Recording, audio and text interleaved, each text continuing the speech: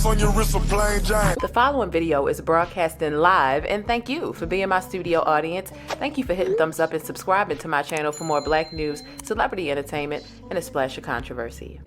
What up and welcome back. It's your girl Jane, the plainest Jane, and we've got some syrup to get into. Listen, today's show is very sticky. It's very sticky, and we have a lot of topics to get into. Of course, we're talking Black news, stuff that's going on in the real world, stuff that's affecting everyday people like you and me and your kids, our kids. You know, it takes a village. And we're talking social media, and we're also talking what's going on in the celebrity world. You see, I've got some info on Wendy Williams. I tell you, things are always sticky in Hollywood in real life, okay? So come on in, have a seat on the bus. Make sure you pay your fare, okay? Hit thumbs up on the bus. It's free. It's free to ride the bus, okay? It is free to hit thumbs up, whichever way you want to donate to the show, right? It is all appreciated just the same. If donating is free too, okay? Hitting thumbs up is free, all right? If you want to send a cash app, a super chat, or a super thanks, all of that stuff is appreciated the same. And I see there's someone else who just joined the membership. So thank you all. Come on in, have a seat. Let's get right to it. We've got a lot of topics that we need to get through this evening. Okay. Wendy Williams does not have all of her money. She does not. Everything that you've heard about Wendy Williams in the media today is a lie. It is not true. We're going to get into some correspondence from her attorney, straight from the horse's mouth, literally. So I've got some info that's been confirmed through the attorney, and you definitely want to listen up and grab that syrup. We're going to get into a police officer who was recently placed on leave without pay because of a joke he told on social media. We're talking about what's really going on under the rainbow flag as it pertains to school and our children. Mind you, it's not everyone under the rainbow flag, and I know that because of my personal relationships that I have with them. But there's some stuff going on. It really just has to be spoken about. We're going to get into that. Y'all know I've been touching on that for a couple of weeks now. We're going to talk about Rihanna's baby, you know, and her recent betrayal as well. There's some things that we just weren't supposed to know. And we're going to talk about Netflix, their virtue signaling to Black folk and everybody else, really. And then I have a Dave Chappelle attack incident update. So we've got a lot to get into, even some stuff that I haven't mentioned in that really compressed summary there. All right. So listen, everybody, make sure you hit thumbs up. I appreciate all of you for being on my bus. Okay. Late at night, not as late as usual. We're trying to get earlier. We're trying to get better. But by the time I get off work, eat a little something, child, sometimes I get the itis and it'd be hard for me to keep going after I eat some dinner. But I've got a great lineup for you today. Like I said, shout out to everybody in the chat. Shout out to my channel members, my moderators, and even my people on Patreon. Shout out for you. Listen, let's get ready for takeoff because it's time. It's definitely time. The plainest Jane. This is one of my favorite comments here. She says, I loves me some Black, and she said, loves me some Black news. She says, is it just me, or does anyone else get tired of seeing people that don't look like them delivering info about them day in and day out?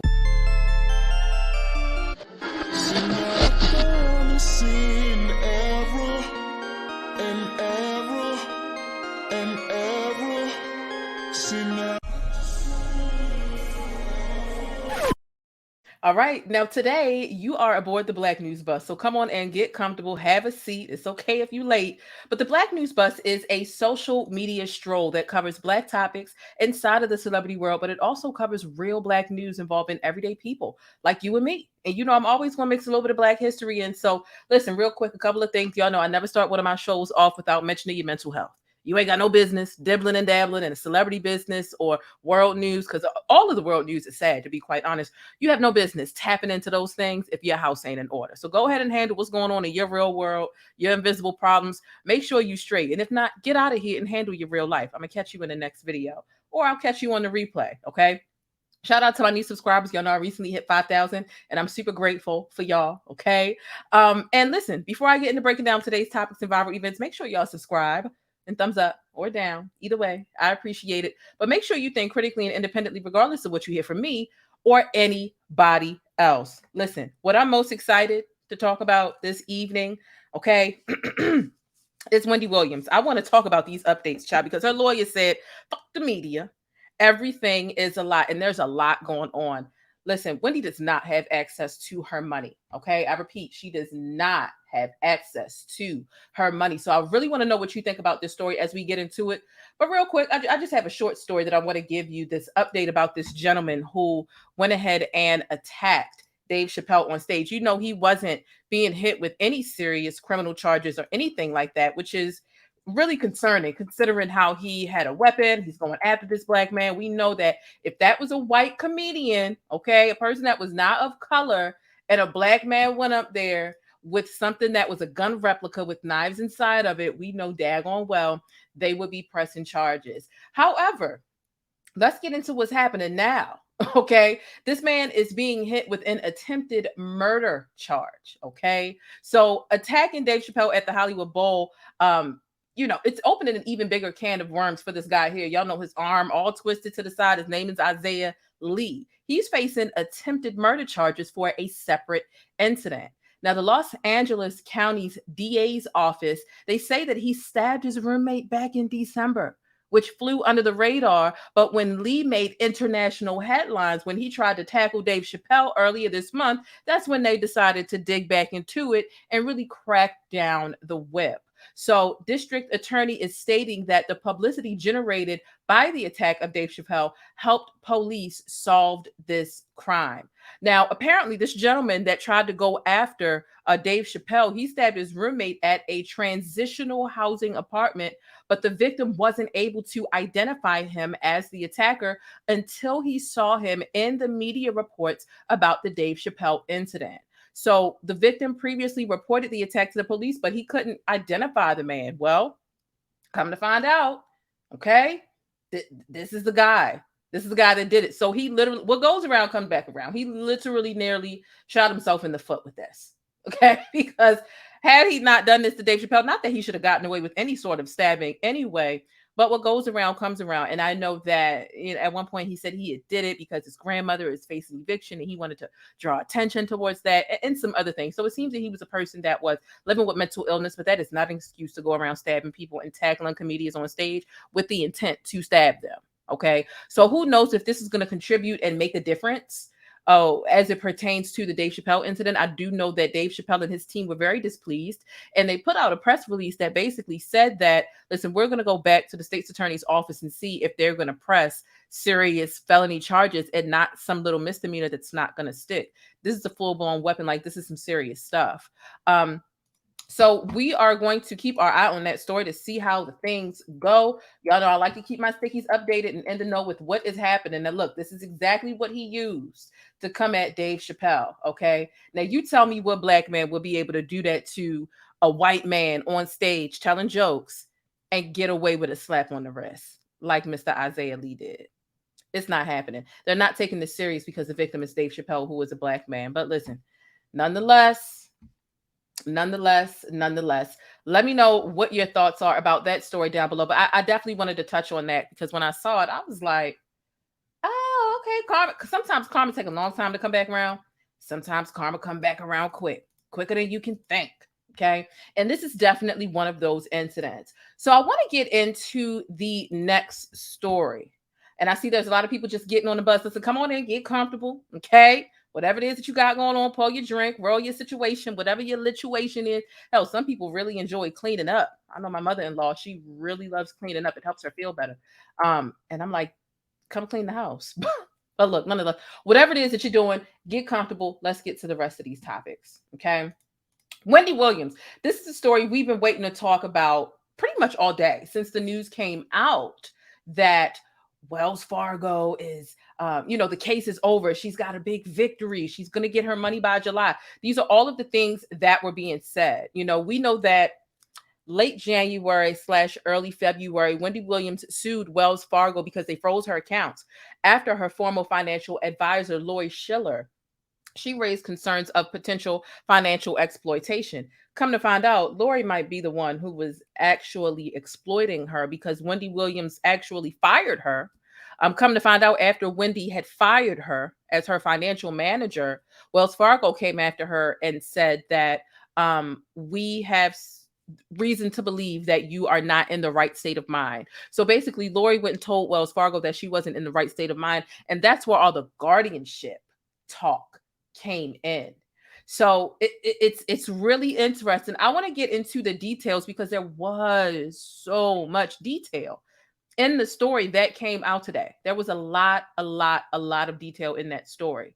So in court, Wendy claimed that she fired Lori due to just not handling her money right, and improper conduct in relation to their professional relationship as well. So money, and there was something else, right? That's kind of murky, and it really doesn't matter. Wendy fired her.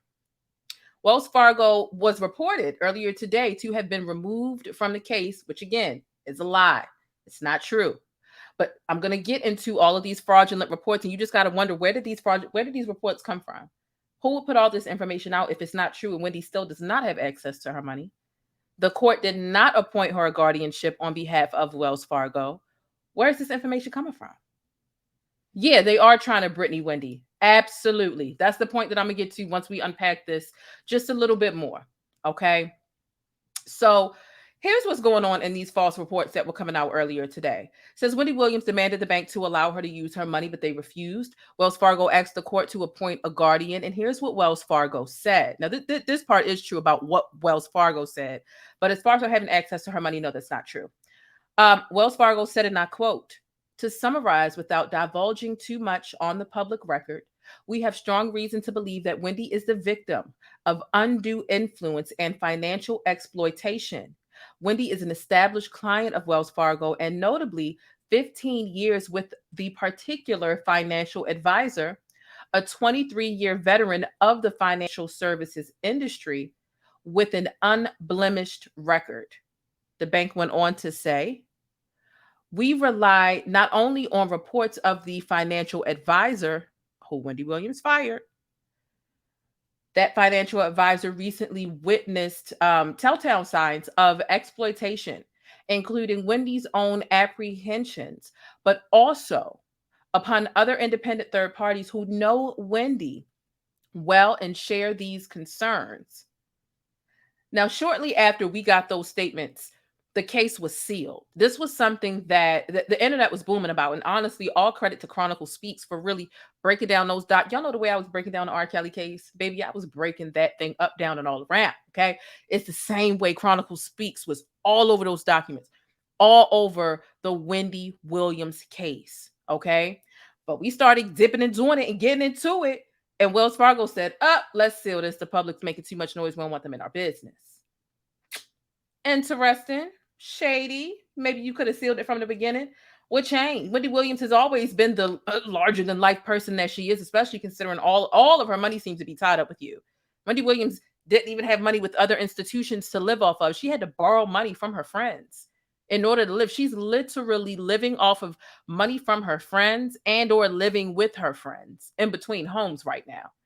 This is a real rough patch that I hope Wendy is able to get out of. And I mean, despite the public perception of Jason Lee, he is somebody that is sticking by her. And, I just hope that something positive is going to come out of that. Okay. There is some additional information with regards to this story. But here's what I'll say. What I've been able to find is the case is still sealed. Right. So they're saying that Wendy Williams had this big victory and, she has a guardian now. They're saying that the courts appointed her a guardian for this situation, but that's not true. Although a case is sealed, you're still able to see some of the final decisions when it comes to the case, right? We're not able to see any of that. It doesn't say it's closed, right? And honestly, Wendy's team, according to a lot of people who have been around her recently, the team is keeping her isolated. And it's something that's very easy to believe. But her team is keeping her isolated. Everyone that wants to get in contact with her, they aren't able to get in contact. They're not giving her messages. And honestly, her team is pretty whitewashed from what I've been able to gather. I want to tell you what the attorney said in a second. Okay. I want to get into that. But basically the team is whitewashed, right? Wendy's team that is around her right now is so whitewashed that they don't even know the difference between Cardi B and Nicki Minaj. Cardi B and Nicki Minaj, they don't know the difference. So mind you, between Wendy's financial advisor, former financial advisor that she fired, and between her former manager, Bernie, who stole $10,000 from her by taking her American Express. Now check this. Bernie was a manager of hers. And we're going to talk more about Bernie in a second. And who Bernie, her former manager, brought to her house uninvited and unannounced Bernie went without authorization and spent $10,000 on Wendy's American Express card, went to go use that to pay for a lawyer to try to sneakily attain guardianship over Wendy so that he could have a hand in controlling her money as well. Maybe part of the reason why he was fired. Now, between Bernie and Lori, the former manager and former financial advisor, the both of them have been fired, but somewhere in between, they informed Wells Fargo, oh, Wendy not in her right state of mind. So Wells Fargo locked the money. Now, you got to think, just like someone said in the comments, they're trying to Britney Spears her. They're trying to Britney Spears her because if you deem her to be incompetent and incapable, then what's going to happen? What's going to happen? You'll get control over her money the same way that Britney Spears people got control over the money. Okay. So her bank account is not unfrozen. They've even had people saying that she might get her money as soon as July. It's not true. It's not true. So this is the thing. This is what you have to ask yourself, right? They say that someone from, and these were some relatively credible sources that were reporting on this story. You had the Sun, Radar, and OK Magazine, right? Fairly credible. I would say at least 90 to 95% of the time. Break a lot of stories, honestly. And they say that there were sources close to Wendy that it's literally said, sources said the guardianship process is complete, which means the court appointed a financial guardian. Now it's up to the guardian, Wendy, and the court as to how she will be accessing her money. They say at this point in the process, Wells Fargo is no longer involved in the court proceedings. We know Wendy is 57 years old. And they say the guardian will be the liaison to help Wendy get her funds. However, none of the such sort has happened, according to her attorney. The attorney says the story is not true. Thanks to Chronicle Speaks for drafting up that correspondence and getting that information out, because she has a relationship with Wendy's attorney, which is why she was able to break down that paperwork that way. What's going on? Now, don't get me wrong. I don't feel like Wendy Williams is nowhere as sharp as she used to be 20 years ago.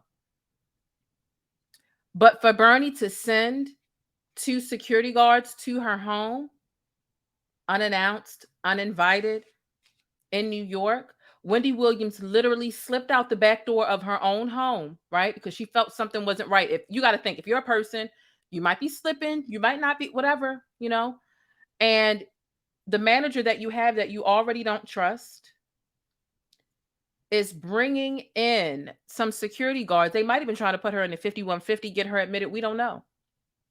We don't know. But she snuck out of her home that day when Bernie had these 2 security guards come in. She snuck out of her home and snuck on a flight and rushed down to Miami. And that is when we were able to see, if you remember that clip of Wendy Williams on the beach, and that was this like little 5-minute video she did with her son. So she had to sneak out of her own home and flee her own spot to spend time with her family because her management team is just corrupt. Corrupt. It's very interesting. It's interesting. So let's get into the Cardi B and Nicki Minaj stuff, right? Because how do you not know the difference between Cardi B and Nicki Minaj, right? So we know recently that Wendy Williams has linked up with Jason Lee, kind of made a friend, a buddy, a pal, colleagues, whether it be professional, personal, both, whatever. And Wendy is a Black woman, and she might have part of her audience who's not white, but a lot of Black folk are down with Wendy. Okay, they might make fun of her, but they be down for the shenanigans, for the games. How you doing? And there was a point in time where there was a lot of talent going in and out, and before Wendy finally was off the show, Jason Lee was invited. He was invited and invited to kind of help pull some talent to get some views, for that week. Well, what Jason was trying to do was he was trying to bring Tiffany Haddish, Tamar Braxton, Mariah Carey, all in one week to the show. Like, let's get these views. Let's get these big numbers. Mind you, all these people I'm naming are Black, right? Wendy's base audience is Black. Her more than 50% of her audience, her demographic, is Black.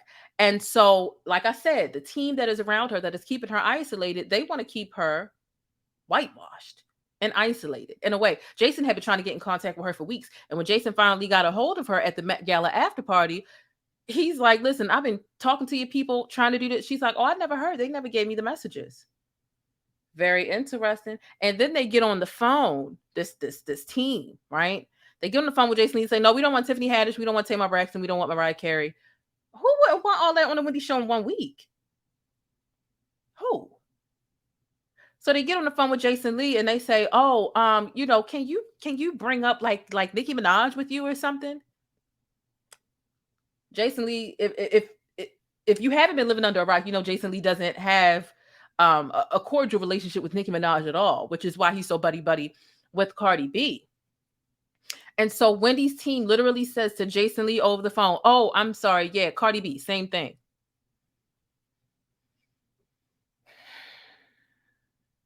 Cardi B, same thing. Yeah, y'all wild as hell. There's a lot of sabotagery going on, whether it's to keep her uncool, unpopular, out of her mind. The question is, who put this story out today with all this detail? Wells Fargo's not involved. There's been a guardian appointed. The guardian appointed, is it the same as the temporary guardian? No one in her family wanted to be a guardian. She'll get her money by July. I mean, so many details, such an elaborate story, and it's all a lie. It's all a lie. So who put this out? Who put this out? It's really weird. Not to mention, let me read you a quote that actually came from them too, and it's giving Britney Spears vibes. They had the nerve to mention Britney Spears in their correspondence with 2 different publications when they gave statements. So someone from Wendy Williams' team says, this isn't like a Britney Spears conservatorship. This is a financial guardian. This is someone who is watching over her finances, who is making sure that the decisions that are happening with her accounts are in her best interest. When Wendy asks for something to happen, the guardian is making sure it is in her own financial best interest first. Why would you even bring Britney Spears into a lie, into a false story? Why? It's not making sense. And then y'all don't know the difference between Cardi and Nicki. Yeah, let's go. Let's go to the bush and weed. Let's go to the bush and weed. Views are gonna plummet that way. Wendy talks about blacks. Now, mind you, she mixes in other stuff because it's daytime television. You have to. However, when Wendy does the best, when Wendy is her best, we tune right back in. But we've been tuned out for so long. And for y'all not to know the difference between Cardi and Nicki, and then introduce all of these really bland raisin and potato salad ass topics and people and things to the show and wonder why the views were plummeting right before, Wendy kind of got swooped away. It's not given. Wendy's core audience is black. It was gone. Let me just go in the bush and weep. I just have to go in the bush and weep. Really. I don't understand. I swear to God, I don't understand. Yeah, I see someone in the comments saying Kevin was trash, but dang, and yeah, Kevin was trash to her on a personal level. However, he does have her best business. He does have her best business sense. And it sucks to think that the only people who she can really trust in her corner are her son, her ex-husband who put her through hell. But when it comes to her business, honestly, Kelvin does not play. He does not play. And I even seen sides of him when her business was being messed with. And it could be because obviously his money is connected to hers, right? He still gets a little something, However, he's serious when it comes to her stuff. So it's got to be terrifying to figure out who to trust. If you're in Wendy's shoes, you can't trust your team. They're making all the wrong decisions for you. Are they doing it on purpose? Are they, who are the, and this is the thing, there were several sources who gave different tidbits of this whole story that you've seen all over the blogs today. The whole blogs. So here's my theory. I feel that these lies about Wendy Williams and her money, and we all know Wendy is very bothered about her money. First of all, anybody would be, but we know how sassy, we know how large Wendy Williams' personality is. And we know the last time that Wendy fully addressed her money online, not in a Fat Joe interview, but in general, like on her own and her own social media, homemade videos, she was not well. But she knew how to say, I want my money. I feel like my question to you all watching, whether you're live and you're on the bus or whether you're catching a replay and you're chasing the bus, right? My question to you, Stickies, is what's the motive behind these people putting out these false stories on Wendy? There's been a lot of lying going on. She's surrounded by a lot of snakes and she doesn't know who to trust. My theory is that they are trying to propel her into another moment publicly to have her looking discombobulated. For you to go lie and say she got her money or she's going to get it soon and she's got a guardian would possibly trigger her to set the record straight, right? It would trigger her to make a video and pick up her phone right in that moment and address it. And you talking about money. We're not talking about Wendy addressing a salacious rumor about a man that she's got a crush on, a man that she was dating. We're not talking about no celebrity bullcrap, right? A celebrity interaction or whatever. Not even dragging Wendy for a hot take. You talking about her money and her livelihood while she's broke, and y'all have made her look crazier and a bit more unwell than what she really is in the media right now. If she were to impulsively pick up her phone right now and respond to this, it's not going to look the best. It wasn't the best the last time she addressed it. She seemed partially senile a little bit. And maybe she was just having a break. Maybe she was having a moment. And sometimes stress can do that. Not to say it's a permanent thing, but she was not well. Also, if you've seen the Fat Joe and Wendy Williams interview, she was not well. Her mind was kind of like all over the place. And it made me cringe, and it made me, my eyes watered a little bit watching that interview to see her like that.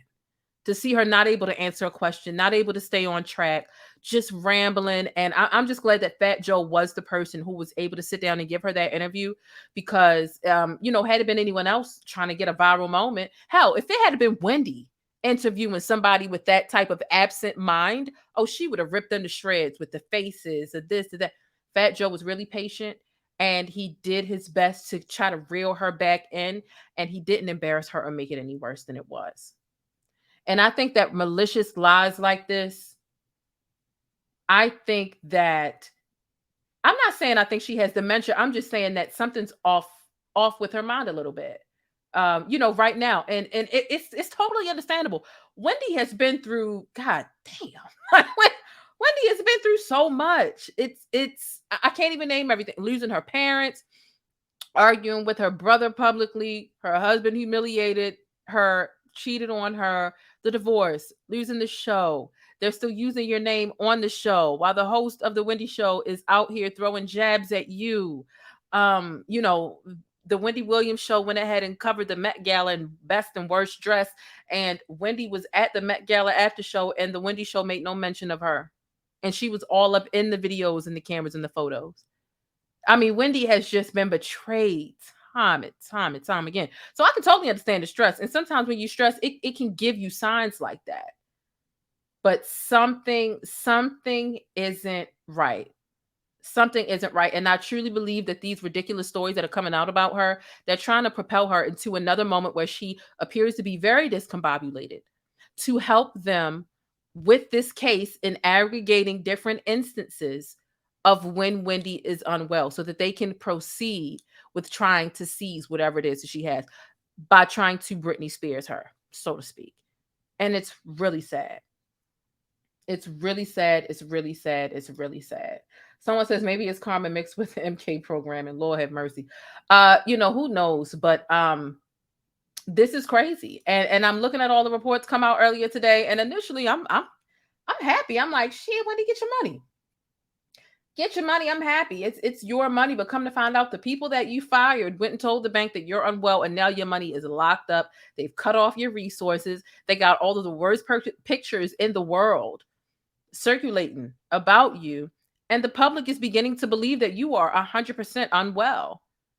And what we saw the night of the Met Gala was that she's not as bad as what she's been painted out to be, whether she's improved or whether the media just did a number on her by amplifying the stories that her team that's keeping her isolated put out. It's really interesting. But to have 2 security guards show up, you know what, Bernie, I need to talk to you. I need 2 minutes with you because you're doing Wendy dirty. You're doing Wendy dirty. But I'm telling you, this is straight from Wendy's attorney.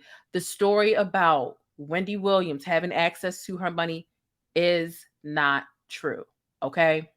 So you heard it over here with your girl, the Plaintiff Jane. I'm letting you know what it is. You might see the blogs update things tomorrow. We might see Wendy speak out, maybe in a formal statement. That would be best. I would hope that Wendy doesn't do any impromptu lives or videos. Let someone handle it professionally. Wendy, you need to look really well. You need to look on your game right now. And we're still rooting for you in this podcast. And they're saying that your podcast deal will maybe be somewhere around, what did they say? A million, something like that, something crazy, like $1 million.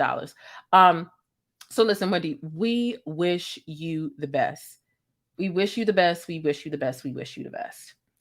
Now, let's move on to the next subject. That was Wendy Williams. See, I wanted to spend some time and break that down for y'all. I want to get into Rihanna and how she was betrayed in the media today. Like, God damn, you can't trust nobody. And when I say nobody, I mean nobody. This is really sad.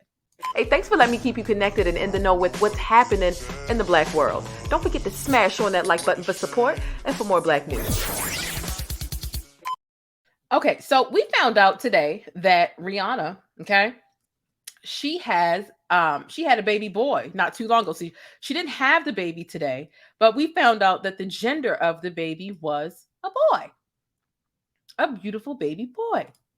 And so, listen, the thing about this is how did we find out about this? We found out because the nurse decided to leak the information to the press. Really sad. I'm really annoyed by that, because the nerve of you to not give this woman a little bit of privacy and decency. I just want to have a little chat with the nurse who leaked the gender of Rihanna's baby boy. And I find it to be disgusting because, listen, if you've ever done a little bit of digging as to how TMZ gets the videos and these other publications, how do they get the videos and photos that celebrities want to hide? Well, I'll tell you.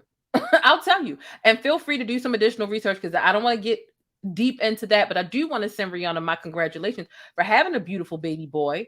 However, there is a gentleman named Harvey Levin. He has connections with doctors, lawyers, managers, police departments, psychiatrists, courthouses, all of that. All of that. And there was an expose written up about him in 2016, actually. I just think it's so sad that celebrities, especially when you're in the process of giving birth, I understand celebrities really just have to accept the fact that some of their privacy is a part of what you have to sacrifice when you go into fame, right? And even Beyonce gets it. But damn, you giving birth and you aren't even able to break the news and announcing. She wasn't able to announce the pregnancy on her own because that was already riddled and rumored all around the city. And then come to find out, she can't even announce the gender of her child. Thank goodness she ain't showing us the baby and ain't giving us a name. Rihanna, keep it to yourself. Rihanna, don't show us that baby. Do not give us that baby's name, because the media is cruel. So cruel. But this is the write-up that I was telling you about. Take a look at this article. Take a screenshot if you will. There was an expose written up in 2016 on Harvey Levin. It revealed all of his ties, but he's a little too powerful for anyone to ever do anything with the way that he leaks things to TMZ and everything like that. I just hate that Rihanna wasn't able to break this news herself. And like I said, I find it to be disgusting. We should be dismantling a lot more of the power structures around, not just the government, not just law enforcement, but power structures where people are able to literally sell and distribute your private information when you're in the process of bringing another life into this earth. This is sad. Every human deserves privacy, especially a woman in the process of giving birth. This is really sickening. Here's part of the reason why I think that some of this stuff should really you should just keep it to yourself. Someone said something online earlier today that was so disgusting. I almost vomited. Look at what this person said. This person says they're saying Rihanna had a boy. I hope he's gay. Otherwise, he's just going to be another handsome loser male. Ma'am, what?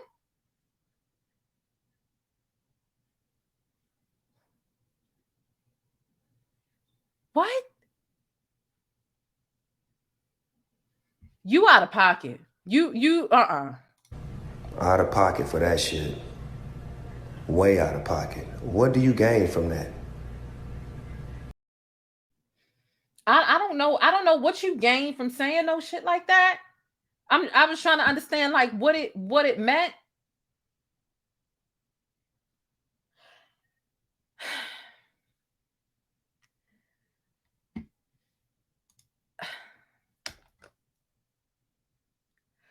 You know, it's scary enough to just be raising a child in regular society, let alone to be a celebrity and have people saying stuff like this about your baby that's not even a week to 2 weeks old. Get some help. You're sick. You're sick. You're sick. Won't you be quiet, please? I can't do it. It's too much. We already went to the bush one time, but this person need to be cussed out by Tyra, and then we're gonna move on to the next story. I'm gonna let Tyra deal with you because this is too much. But you're not a bitch!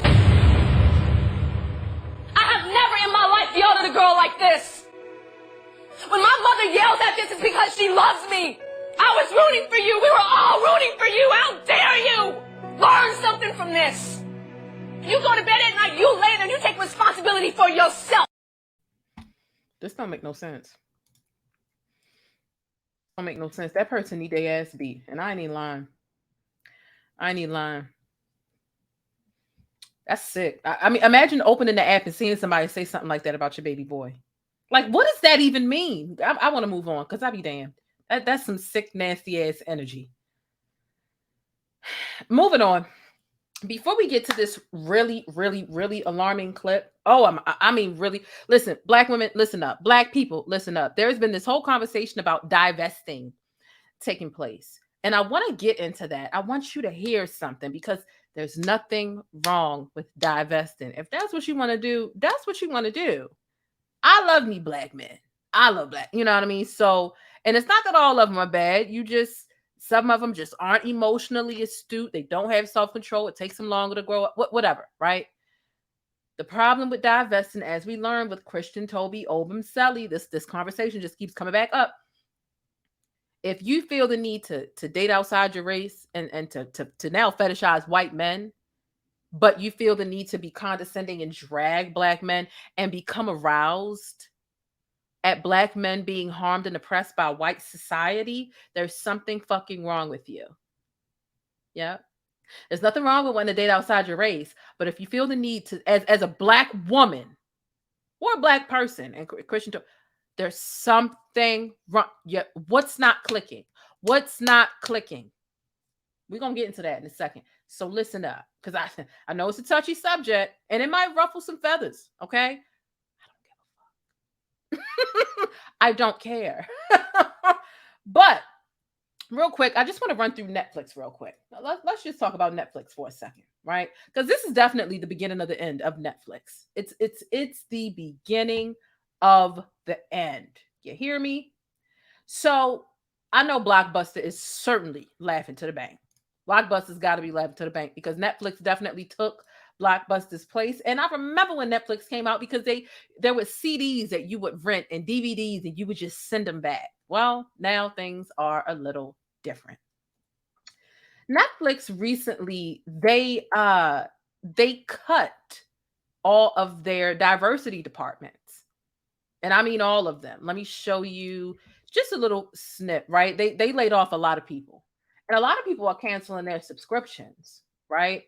So, and I was telling y'all the other night in my live video, if you follow me on Twitter, you can kind of get an inside peek into some of the topics that we'll be talking about in some of these like late night shows.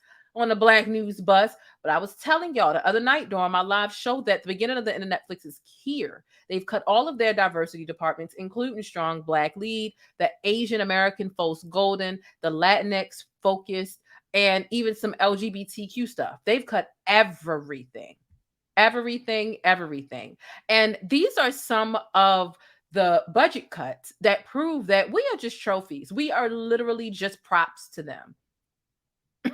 By eliminating all of these outreach components, how do they expect to attract new subscribers or to win back their old ones? Because a lot of people have left. They never really cared about our plight and representation to begin with. It was a whole bunch of virtue signaling. That's what it was from Netflix. That's what it was. And we've already been trying to get away from Netflix. They added ads. They're trying to cut down on how many people can log in. Listen, we all sharing our Netflix login with family. Okay? There ain't nobody that I know that they the only person on their Netflix account.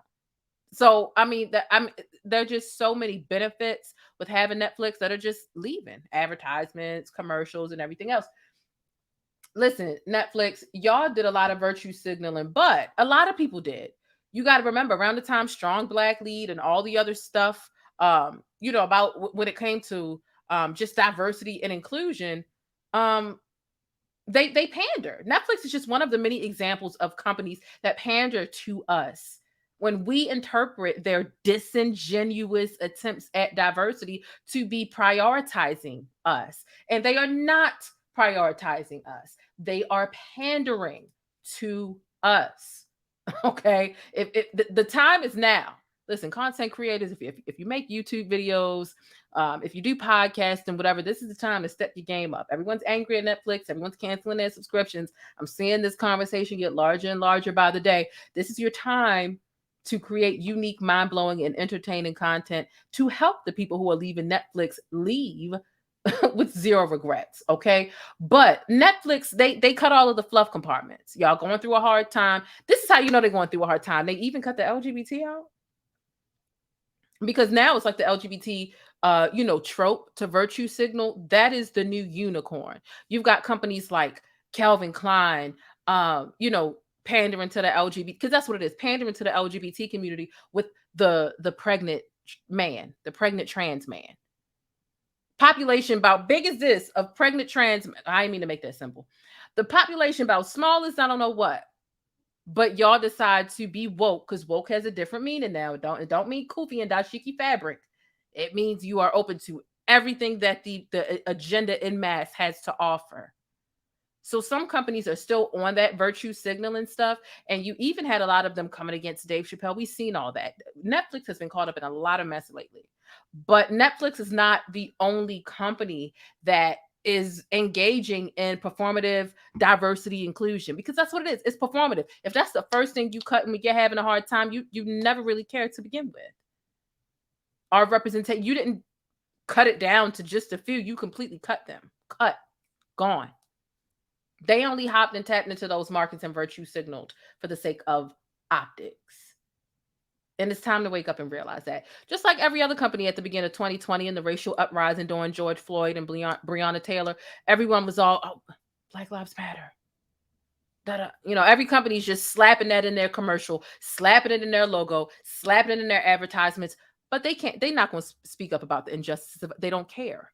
They pandered to us and we emotionally spent our money these places and we bought that stuff. It all goes just like Black Lives Matter. Everyone who donated to Black Lives Matter, they had good intentions, but they were emotionally spending, and people peep that. And these companies and these organizations are very predatory, and they know that you are emotionally wired to want to give when you hear someone say, I want to do something good and inclusive, without really sifting through what their real intention is. So it's just one of those things. One of the many things. Like I said, we touching on a lot of stuff today. I catch a lot of news every single day, and I'm like, there's got to be a way I can put all these things together and make a show and give people the rundown on a daily basis, or at least a Monday through Friday basis. So that's what the Black News Bus is all about. It's all about what's happening in the real world, what's happening in the celebrity world, what's happening on social media, and stuff that affects us everyday people. And I have a soft spot for kids, and I love advocating for the safety of kids, and we're going to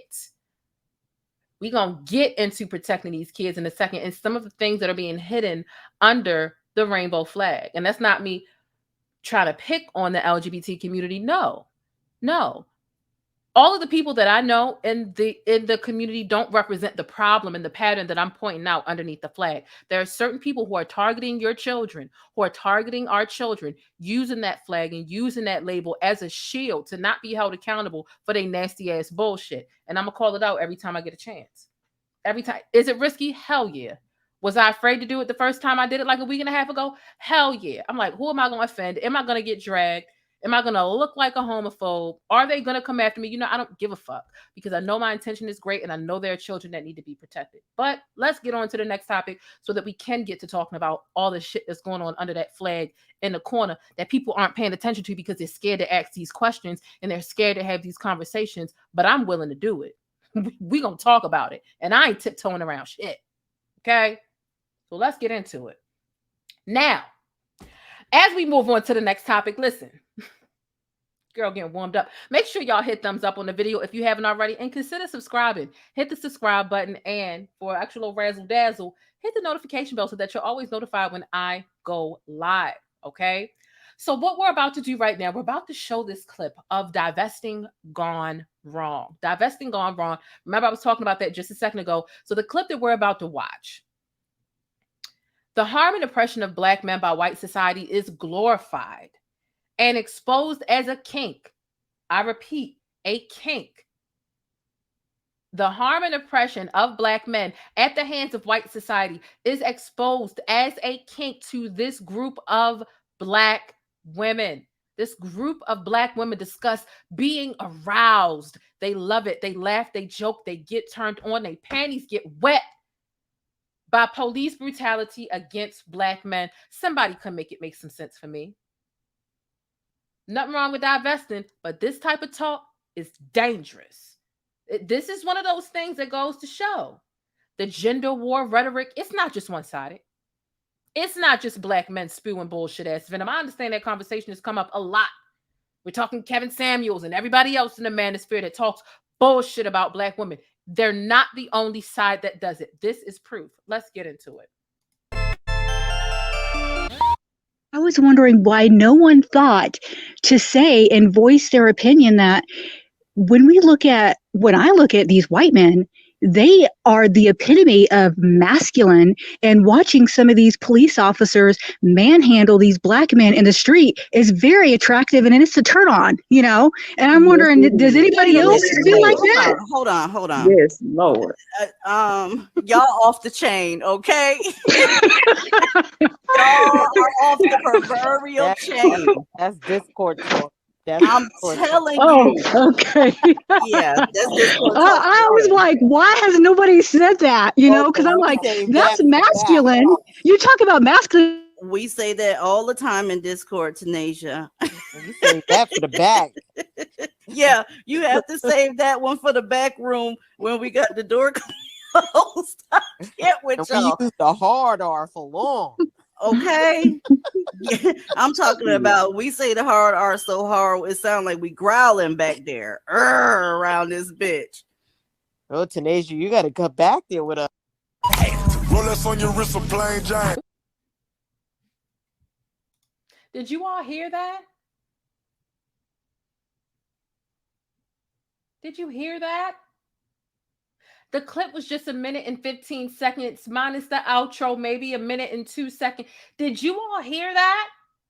Black women, you may recognize the voice, you may not. Listen, I know whose voice it is. People in the comments, I uploaded this clip separately, which was the upload that I did probably around like between 5 and 6 this morning. It came across my desk about a day and a half, almost 2 days ago. And I said, I've got to get this out. I got to talk about this because this shit right here, it's dangerous. It's dangerous. I was wondering why no one thought to say and voice their opinion that when I look at these white men, they are the epitome of masculine, and watching some of these police officers manhandle these black men in the street is very attractive, and it's a turn on, you know. And I'm wondering, does anybody else feel like that? Hold on. Yes, Lord. Y'all off the chain, okay? Y'all are off the proverbial chain. That's Discord talk. I'm telling Oh, you. okay. Yeah, that's Discord talk. I was like, why has nobody said that? You know, because I'm like, that's masculine. You talk about masculine. We say that all the time in Discord, Tanasia. You say that for the back. Yeah, you have to save that one for the back room when we got the door closed. I can't with y'all. We used the hard R for long. Okay. Yeah, I'm talking about, we say the hard R so hard, it sounds like we growling back there around this bitch. Oh, Tanasia, you got to come back there with us. Rolex on your wrist, a plain Jane. Listen here. Listen to me. Listen to me. What's really going on? This is divesting gone wrong. Like I said, the conversation around Christian Toby Obumseli, we've had it over and over again. And listen, do me a favor, if you're watching, support this. This is one of those streams, right? YouTube has definitely been fucking with me lately. Not making sure that my videos, because I'm talking about serious stuff now. Fuck it, I'm gonna come back. They deleted my channel with over 100,000 subscribers. Fuck it, I might as well be radical and speak about and be more daring and bold and speak more about celebrity stuff and speak about shit that matters. That's why I spent 30 minutes talking about Wendy Williams to begin with, because when I talk about real shit in the beginning of the videos, they straight fuck the video playback up or just make it to the point where it's not playable. The replay, people can't watch it. So make sure you share this video, because it is a video that will be suppressed in the YouTube algorithm. Share it on Twitter, share it on Facebook, share it in your group chats, share it via text message, because this is a conversation that needs to take place. And it's a conversation that's not going to stop, not from my channel. And especially when we get to the point of talking about these kids and the stuff that's happening underneath the flag, it's not happening. I'm going to keep talking about it. I'm going to keep talking about it. And so it is important to keep in mind with this clip that I just recently played, right? This isn't something that these women do for clickbait, because this is a group of women in a specific place on the internet. There's a sliver of people, of Black people, who really enjoy this rhetoric. And you've got to understand that because we're talking about the demise and the harm of Black men in this clip, Black people ain't the only people enjoying the sliver of Black people who enjoy sick ass rhetoric like this. They're not the only ones who enjoy this shit. Clearly, they enjoy white men. They said white men in particular. I would say non-Black, but they said white. So if they love white men and they love seeing white men do this, and if they're going out and they're partnering up with white men, they are the white man's cheerleader when they do this bullshit to us and Black men. Think about it. This isn't something that they're doing for clickbait. I found the source. I did some digging. Not only are these women fueling the divisive and highly toxic gender war in the Black community, because yes, there is a gender war going on right now. And it's sad and it's pathetic. But they are real enemies to Black society as we know it. Oh, yes, they are. If they're laying in bed with Black men, encourage them and egging this shit on, they are a danger. If and when Black women like this choose to find white partners, they will encourage and cheer for this type of discriminatory, cruel, and murderous treatment against Black men. They will continue to egg this type of stuff on. Okay?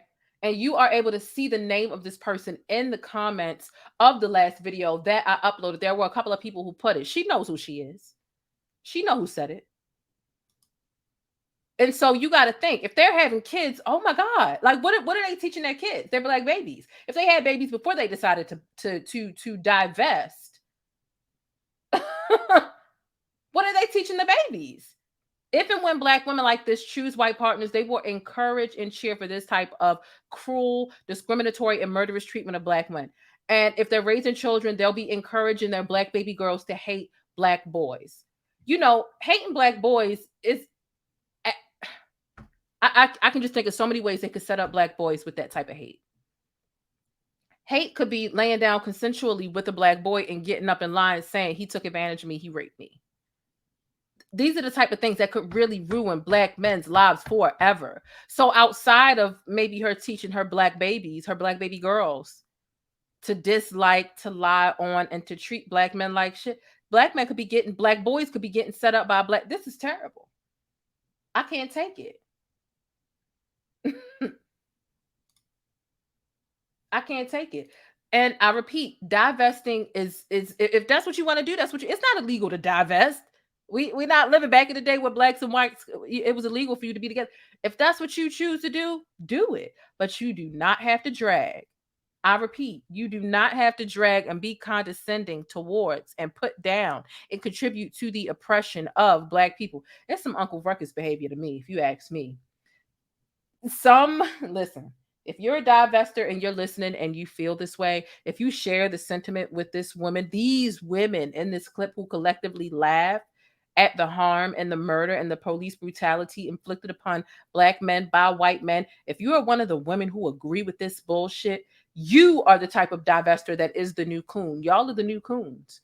There's some people that say, Black men, misogynists, like Kevin Samuels, in other words, who spew some venomous rhetoric towards Black women, that they are the new white supremacists.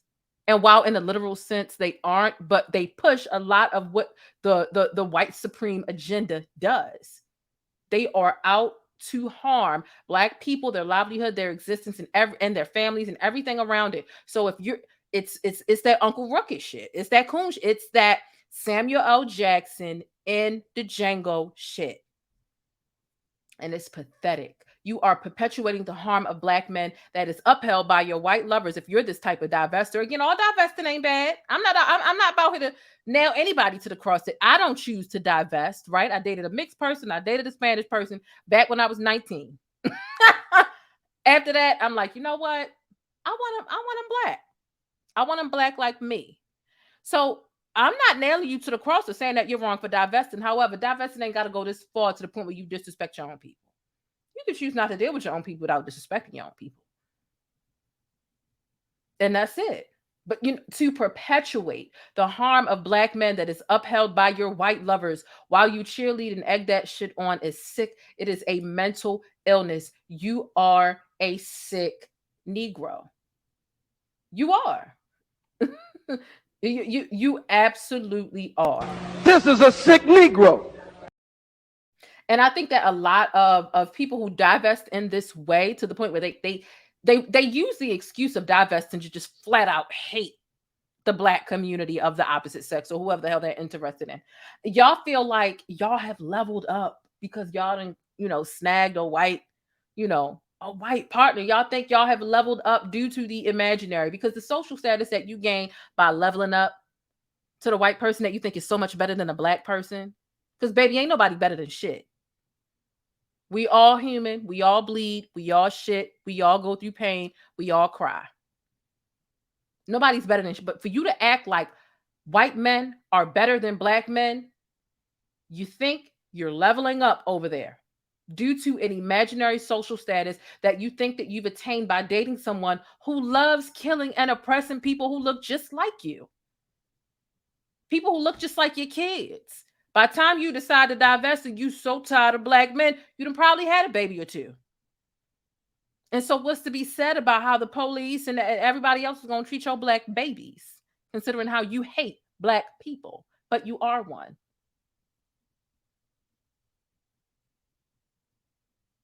I'm really fucking confused by you, but you know what? And it's not even, protect the brothers and sisters. Yeah, these are the men who y'all are encouraging to shoot your brothers and sisters. And typically the brothers and sisters is referring to people who just look like you. Any Black man or Black woman or non-binary, gender conformant, everybody's your brother or sister. But think about, if you really have fucking siblings and you fucking feel this way, you're encouraging them to potentially shoot your real sibling out there. It can't just possibly be only children, grown women out here thinking like this. These people go out here and kill your brother or sister, then what? Is it still gonna be funny? Y'all niggas need to get well. Some of y'all need to get well. Y'all are sick. Sick. This is a sick Negro. Very sick Negro. Very sick. It's messed up. They probably tired of black men putting black women down, and they did. Yeah, I mean that's true. You could be tired of whatever, you know what I mean. But Christian Toby Obumseli is that perfect example. Oh, you thought black women were the worst black man, so you wanted to glorify white women while you drag black women, and so you fetishized white women in that way, and you got your ass over there, and she literally sent your ass on the glory, stabbed you, and sent you to your king. You live by the sword, and you die by the sword. That's just one of the stories that end drastically, but without someone having to get killed by whatever group that they have divested to. You shouldn't have to hate the group that you divested from. And you damn sure shouldn't be perpetuating that. It's crazy. It's quite crazy. Thank you so much for the super chat, Atmos Love Zone. Thank you so much for the $9.99. I appreciate that. This leads me straight into the next topic, child, because we're talking about people that take that law enforcement that takes pleasure in killing our black asses. They find it to be funny. They find it to be a thrill. They get their rocks off. Their adrenaline rush is satisfied when they're able to cause harm to us. So it leads us right into the next thing. Someone said, I'm just Reese sent a $5 super chat. It says, sis, you cannot divest without it being a detriment. Black women and black men divesting is not going to solve anything by dealing with our enemy. Okay. I don't know who that man is, but I found that clip. Clip on Twitter, and it be perfect because it's so many sick Negroes out here. It really is. This is a sick Negro.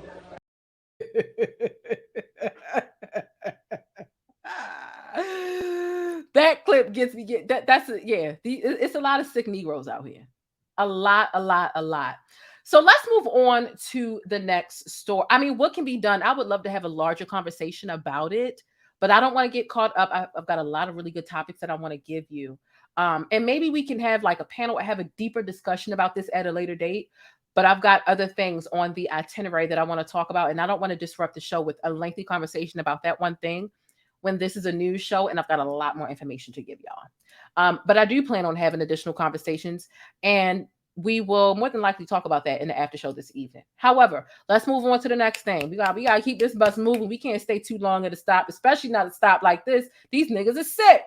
Let's get this bus on to the next subject in neighborhood, okay? These niggas are sick. They sick. So let's get into the next subject, and Lord have mercy. Then we're gonna talk about the school system after we get into this subject right here, okay? So this subject is about, we're going back to the Buffalo situation, right? We remember what took place in Buffalo with the very targeted mass shooting situation in Buffalo, where we had a really sick individual. I'm not going to go as far as to say that they're mentally ill, but they are someone who decided that they wanted to go shoot up some black folk, and they didn't want to shoot up any white folk. Not that it would be any better one way or the other, but let's keep it a buck. Like they wanted to go about doing this. And there was a certain police officer that found this to be funny. They found it to be funny. So take a look at this social media post, okay? This is what this police officer posted on Facebook. It says, too soon? This should weed out some Facebook friends. Clean up on aisle 3. No, wait, 4. Also on 7, 9, 12, and 13. Excuse me? Excuse me. That's what's going on. Okay. And this is the reason why you are on leave without pay. Hopefully they do something a bit more severe, because just leave without pay is not enough for me. You have no business protecting and serving shit when you find it funny when we're out here dying because somebody can't. For all we know, you helped them get this shit together. For all we know, you one of them people that take people like this to Burger King to get a drink afterwards. But let you find a black with a counterfeit 20, you ready to kneel on their neck for 8 minutes. So yeah, you're suspended. after what they're calling a despicable social media post mocking the killing of 10 or so Black people, an attack reminiscent to what our ancestors went through years ago. I don't know if time is moving backwards or forwards. So what? We've got technology, but the targeting, the killing, the racism, it's becoming more intense, and it's rearing itself in so many different ways. Our grandparents never had to deal with racism on social media. They only had to deal with it in person. We got to deal with it in person, on social media, in the classroom. I mean, just everywhere you can imagine. This is really sick, this post. Thank goodness there were people who recognized it and they reported it and they got him out of there. See, this is the thing. When we talk about law enforcement taking pleasure in killing us, and that's why those divesters who were talking the way that they were talking, again, I don't have a problem with divesters. Listen, live your life. I'm not here to control and say you need to only date Black people or date within your community. I'm not here to police you like that. But I will call out your bullshit when you think it's funny. When people that look like your father, your siblings, and your kids, when you think that that's funny, there's a problem, because law enforcement takes pleasure in killing us. And if you find it funny, then you're cheerleading for that shit. Pom-pom or not. That laugh is a metaphorical pom-pom. And the pleasure that law enforcement, especially non-colored law enforcement, has in taking our lives, it slips out and it shows itself in more ways than you would think. It does. This was Officer Greg Foster. Okay? Remember his name.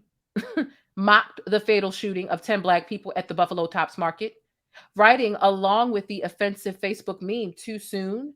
This should weed out some of my Facebook friends." And he's got some laughing emojis. So let's talk about what the state corrections department did. They suspended him without pay.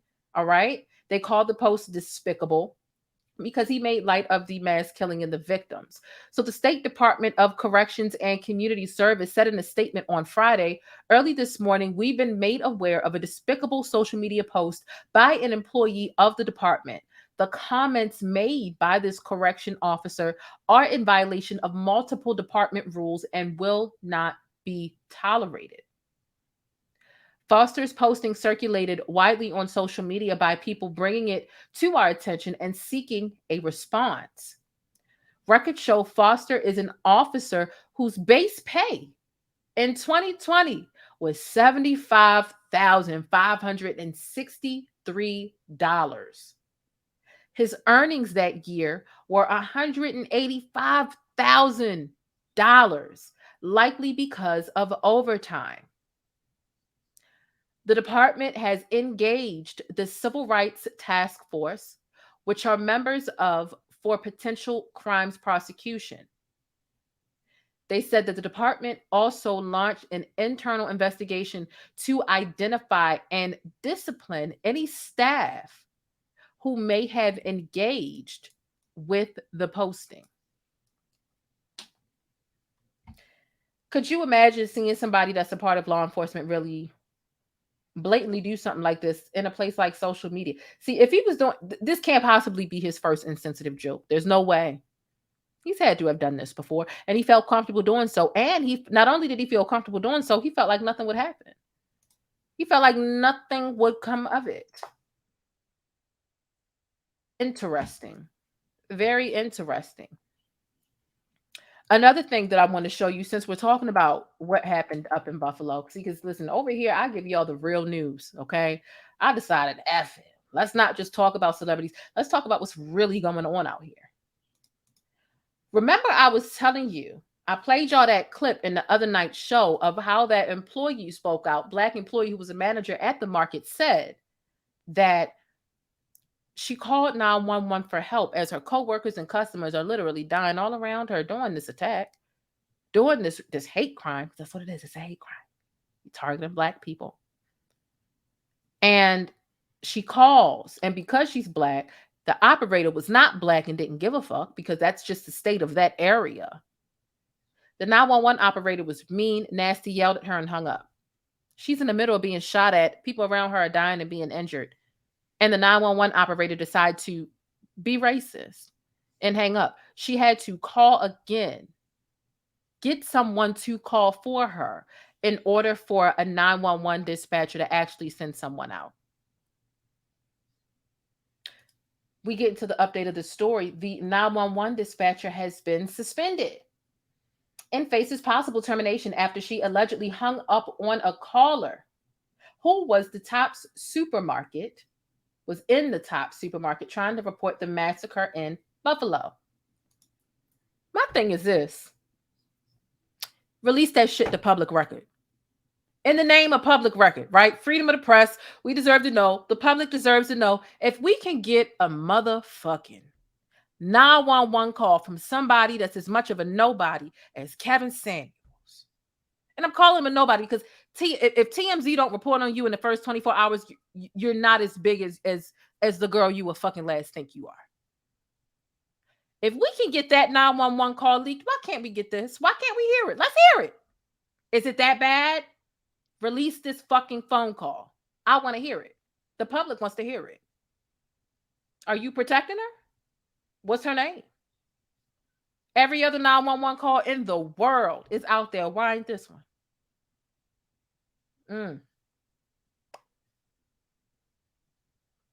Why won't you release it? Okay. Says a lot. See, even when you're not saying anything, you are saying a lot. This type of silence, because fuck the statement, this is still silence. You're not releasing the shit like you would do any other routine call. It says a lot about what y'all know is going on inside of that dispatch facility. It says a lot. It does. It absolutely does. Sorry to say. Matter of fact, I'm not sorry to say. I saw that I had someone who upgraded their membership, but it's not showing up on my StreamYard. It was DJ Golden. The man is Khalid Abdul Muhammad, one of my most favorite pro-Black activists. Okay, cool. That's something we were talking about a couple minutes ago. So yeah, that is an update on what's transpiring in Buffalo as we follow that story and the aftermath. Listen, the Buffalo Massacre was something that kind of happened like over the weekend when I was minding my mental peace. And y'all know I'm typically, on stuff and outcome report. But I just couldn't get into the story until 2 days later because there's just been so much. Again, we had the church shooting later in the weekend. And some of this stuff just seems like deja vu. Every week, at least more than once a week, someone went to the subway station and tried to harm multiple people. Someone went here. A lot of it just seems deja vu, whether it's the movie theater. You remember when the Batman movie came out years ago and then the white dude dyed his hair rainbow color, whether it's a church, whether it's a market, whether it's wild. And I had someone on my show the other day and she works at the market. And she's petrified because she's like, this could be me next. She has every right to be petrified. Every right. Every single right.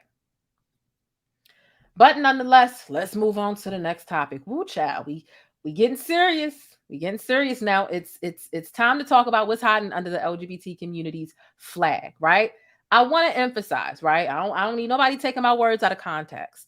This is a very small percentage of the LGBT community who is using that flag as a shield to target, to groom, and to be a predator to children. And I'm going to speak up about it every fucking chance I get. Every chance, because it's not okay. And there needs to be more dialogue about this. I don't understand why there aren't more people who are part of the community who are. I'm not a part of the community, which makes it a little, you're not a part of the community. You don't get it. What I get is child harm. And so I'm going to talk about it. I was so unsure and so apprehensive to speak up about this pattern that I've been seeing, but I'm glad that I did. So it's time to talk about some of the issues with some of the people who are pedophiles using the flag as a shield. So I want to get into that story. Let me hit this commercial so I can use the bathroom, and then I'll be right back. Y'all hit thumbs up and drop them pancakes, okay? So let's see if you're really proud about it. If you've been serious about what you've been saying about wanting to support more Black-owned businesses, here's your chance. I found a spot for us to grab our hats, hoodies, affordable electronics, phone accessories, and gadgets from. It's over on edwerso.com. That's edwersow.com. Grab something for your hubby, your wife. Hey, I ain't encouraging that side chick behavior, but it's just in time for the holidays. So head on over there and grab your AirPod cases, hoodies, and affordable electronics. That's edwersow.com, edwersow.com. And I'll see you over there.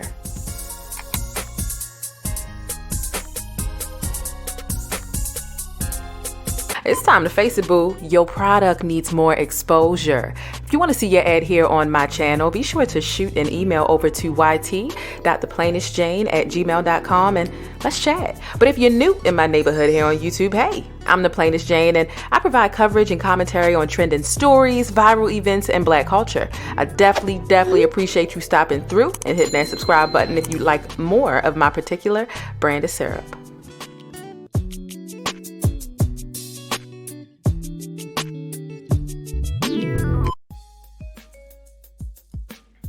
All right, we're back. I had enough time to wash my hands, y'all. I had enough time to wash my hands. All right, let's get into it. Y'all know I was talking about this a while ago, right? Like I said, I was scared. I'm not even gonna lie.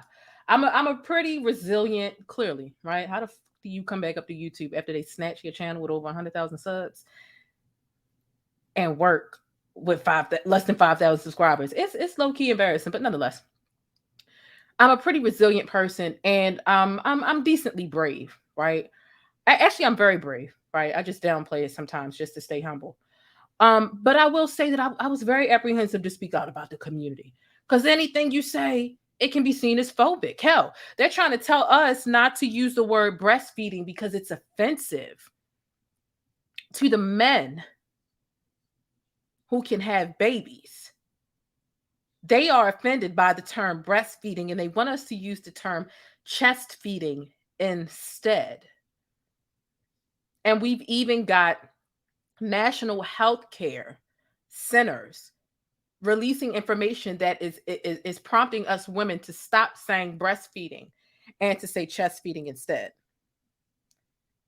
Make that make some sense. Make it make some sense. It makes no sense. Thank you so much for the $10 super chat, Darlene Wilkins. I really appreciate it. I appreciate it. Let's get right into it. I'm gonna give you a trigger warning, okay? If you're sensitive to seeing or hearing stories about young children being in harm's way, this might be something that triggers you.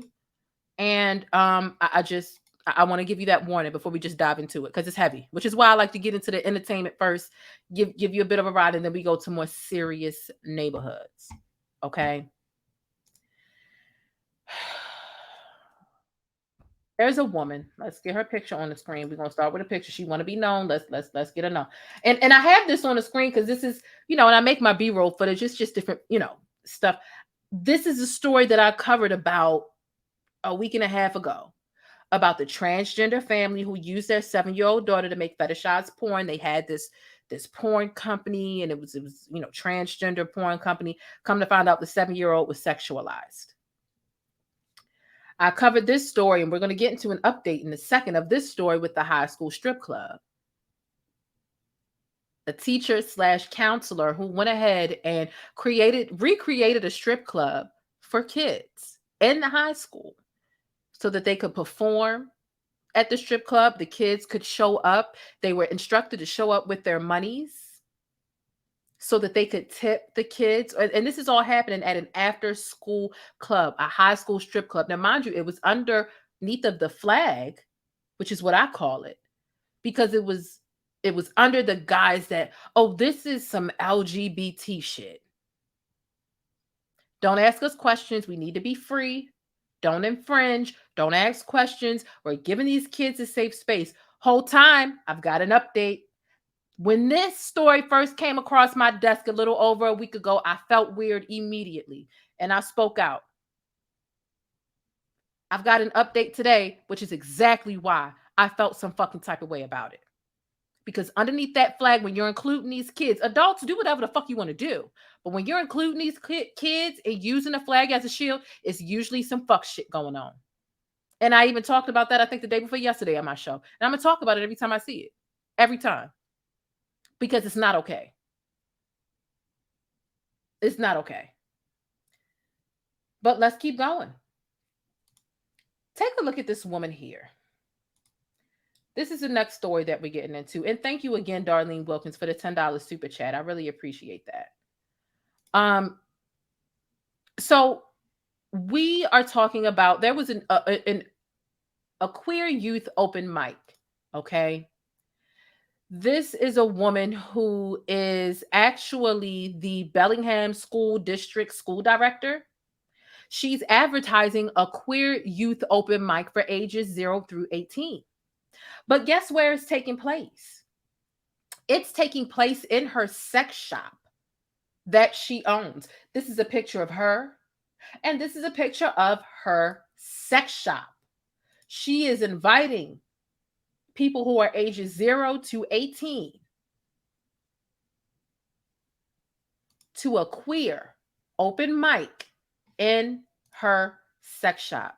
What I'm about to show you is even worse, child. Wait, I'm going to show you what the inside. You can already imagine what the inside of a sex shop look like, right? You can already imagine. Let's take it a step further. We're going to get into her flyer, and then we're going to take not a tour, but almost like a tour into her sex shop, right? Inappropriate environment to start. But okay. Here's the flyer. Let's read it. Outspoken Queer Youth Open Mic, Wednesday, 6/1 from 6:30 to 8:30 p.m. Let's see what she says. Celebrate youth pride. Come share and hold space for this celebration and stage for young queer voices in our community. All queer youth 0 to 18 years old are invited to share poetry, music, or a story at our open mic night. Sign up for a performer spot ahead of time. There's a 5-minute limit. Free to attend for all ages, but we recommend reserving a seat. Snacks provided. Child, not you feeding the kids too. Even as adults, when people say that it's food included, adults get their asses up and they go. Bitch, isn't it sensitive? You said it's going to be food? Okay. You giving the kids snacks, baby. That's the same as...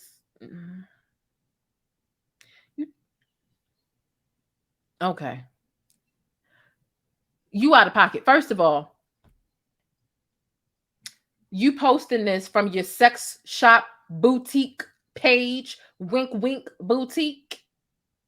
It's a fucking problem. You shouldn't be posting. It's bad enough you're having it there, but then you're advertising it on a sex shop page that you would think that mainly adults are fucking following. So even if you don't have fucked up intentions, what about the adults who might have fucked up intentions to decide to show up and just stand around and wait to talk to a kid? We're going to take it a step further than this. Let's take it a step further. Trigger warning, trigger warning, trigger warning. Your kids should already be out the room because I'm cussing like a sailor. Hopefully you already got them out the room. But what I'm about to show you, you definitely don't want your kids to see.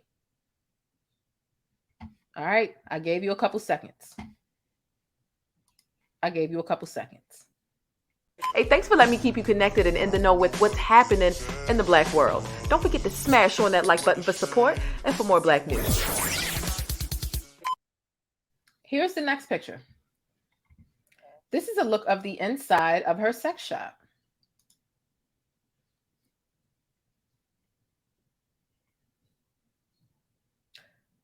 Yeah, this is on the inside. This is what her, yeah. This is what's going on.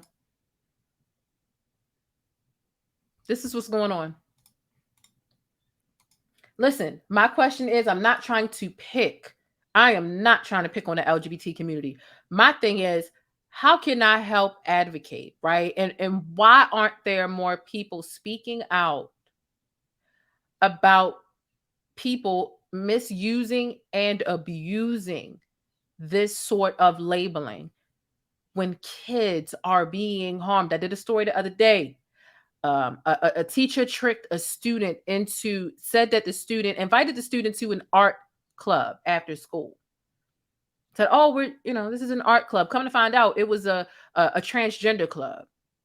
They go there. The teacher is saying, listen, if you don't agree with, the gender that's been assigned to you, then you might be transgender. Don't tell your mom about what we're discussing. Don't tell your parents, and so on and so forth. We watched a video where a counselor basically says, listen, here's how I get around calling the kids what I want to call them. It doesn't matter what the parents say. It doesn't matter what the pronouns that the parents give me. But in my classroom, if the kid wants to be called this, then it's a lot. It's a lot. And I really want to break it down in a way that makes sense. And I want to slow down because, like I said, I'm not trying to offend anybody. I'm just wondering why there aren't more people who are a part of this community doing all that they can do to distinguish themselves from and call out and make these predators uncomfortable. Why am I the only one? How can I join in and help amplify the voice of somebody who is a part of the community? How can I do that? Here's another thing that is in this sex shop. This is another thing.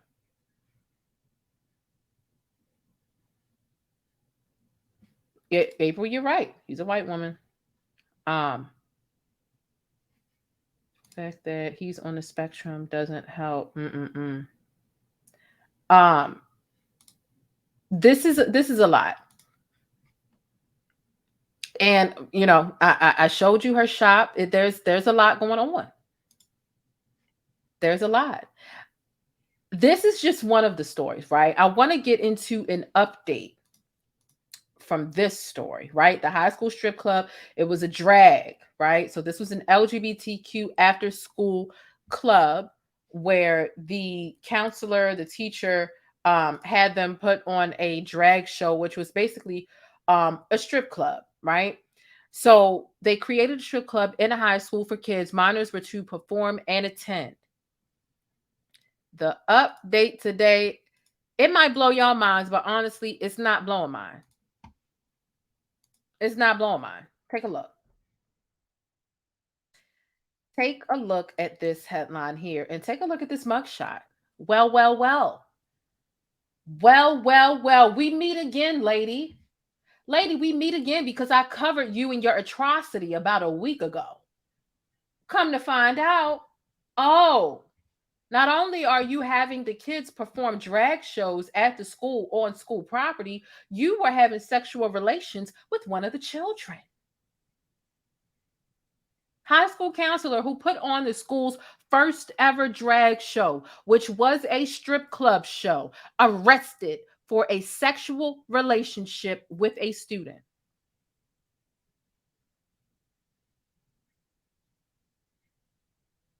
Right. There's nothing wrong with the sex shop to touch back on the last story. There's nothing wrong with a sex shop. Like, come on, I'm not condemning sex shops. Hello, we done all been there. I've been in the sex shop, but use your common sense. It's not burn down all sex shops. They shouldn't exist. It's why the fuck are you inviting minors there? That's an inappropriate location, period. From the name of it, the location, to the page that she's advertising it on, it's wrong. However, we meet again. See, here's what I've noticed, and here's some of my thoughts. But are we surprised, Aaliyah TV? No, we're not. We're not surprised at all.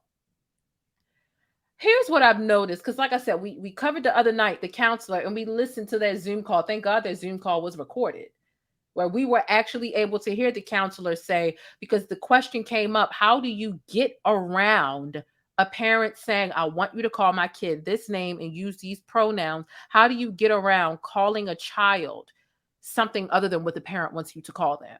If the parent says, I name my child Ryan, I want you to call him he and his, use those pronouns. Who are you to supersede that? But that is the time we're living in. And that is the way this movement and this tide is working. They are trying hard. They are working overtime, trying to get rights to supersede the parents' rights so that these vile ass acts can be protected and on the hush. So basically, like I said, there's things hiding underneath of this flag. It's not everybody. There is some, not all, some of my dearest friends and acquaintances, and I have lengthy conversations with them to really understand this. Before I come here, understand, I have ran this through several of my acquaintances who are a part of the community, and I know that they ain't interested in kids. But basically, a lot of people have found a loophole to start sexually abusing children. The loophole is the fucking flag. A lot of people might feel uncomfortable. Oh, I don't want to offend. So I'm a tiptoe. I won't ask any questions, but you need to ask questions. You need to. So they placed this teacher here who was arrested after she put on that drag show, which was a strip club for the kids to show up and perform. They placed her ass on administrative leave for the sake of satisfying the public's demands. That's all it was. They only responded because the parents made noise and the public just acted out. I want to get into some additional information because I do have the flyer that was used when it came to her advertising this show. Take a look at the name you see circled here too. It says drag show on May 7th. Are you interested in being a part of the drag show? We would love to have you. We need performers, backstage support, marketing support, etc. If you're interested, join us on Tuesday. When we zoom in, right? We zoom into this name, you see it. She's like French. Zobella, Vink, something, something. When I get back to the mugshot, I'm gonna show you in a second. It's literally the same place. So this is the same flyer that was used on the page before the school deleted it. So Tucson High Drag, they had their own Instagram page. We're excited to announce Tucson's first drag show. If you're interested in being a part, click the link in the bio, so on and so forth, right? We get back to the mugshot, and this is her name. You see this name? Zobella Vink, 29. See this name here? Zobella Vink. Same woman. Arrested. So no, when we ask these questions, we're not really, we're not trying to pick on anybody. We want to protect these kids. So you wanted to have these kids stand up here and be, naked, near naked, whatever the case is, and nobody's supposed to ask questions and then come to find out you sleeping with the kids.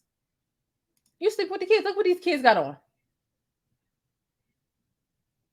No wonder you want to see them being, sexually liberated and exposing their buttocks and other private parts. No wonder.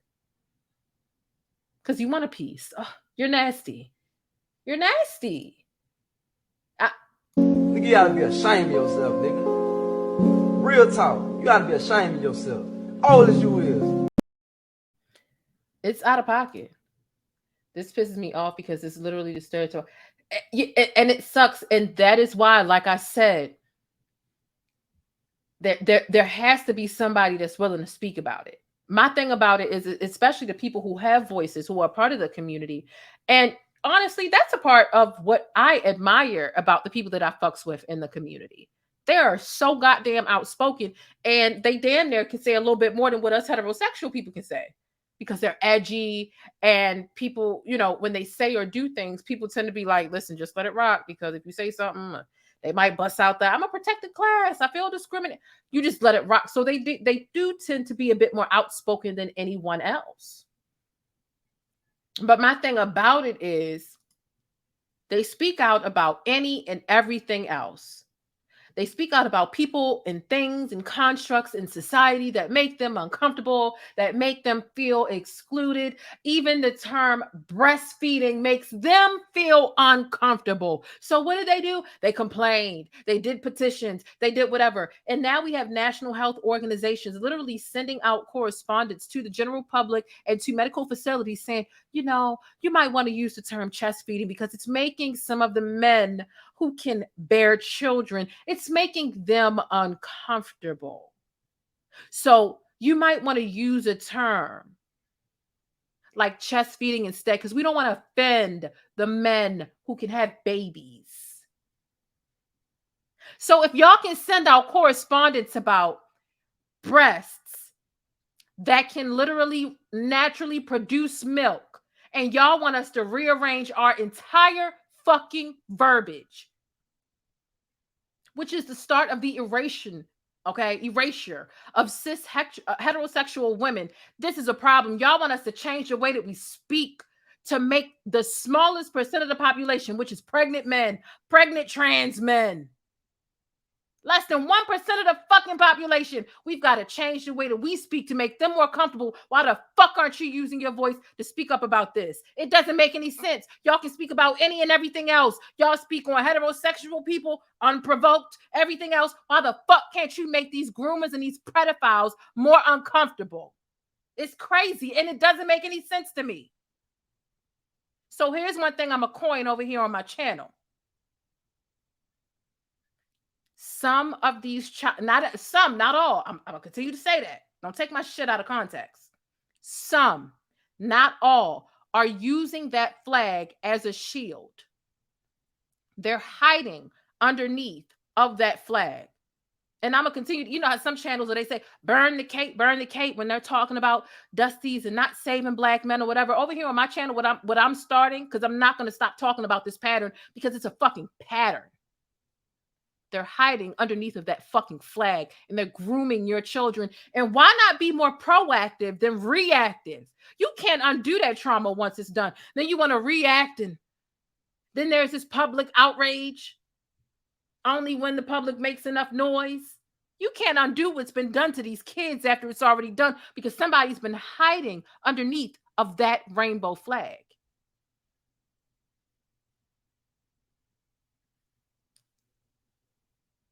It's beyond annoying and infuriating. It really is. Y'all are quick. Not everybody, right? I'm talking about the pedophiles. But I feel like sometimes people in the community who aren't speaking on this, every day they're talking about a new celebrity and a new thing, and a celebrity giving regular ass dieting advice. Oh, that's fat phobic. Oh my God, you should. It's a phobia for every fucking thing. Why can't you speak up about this? Abuse of children.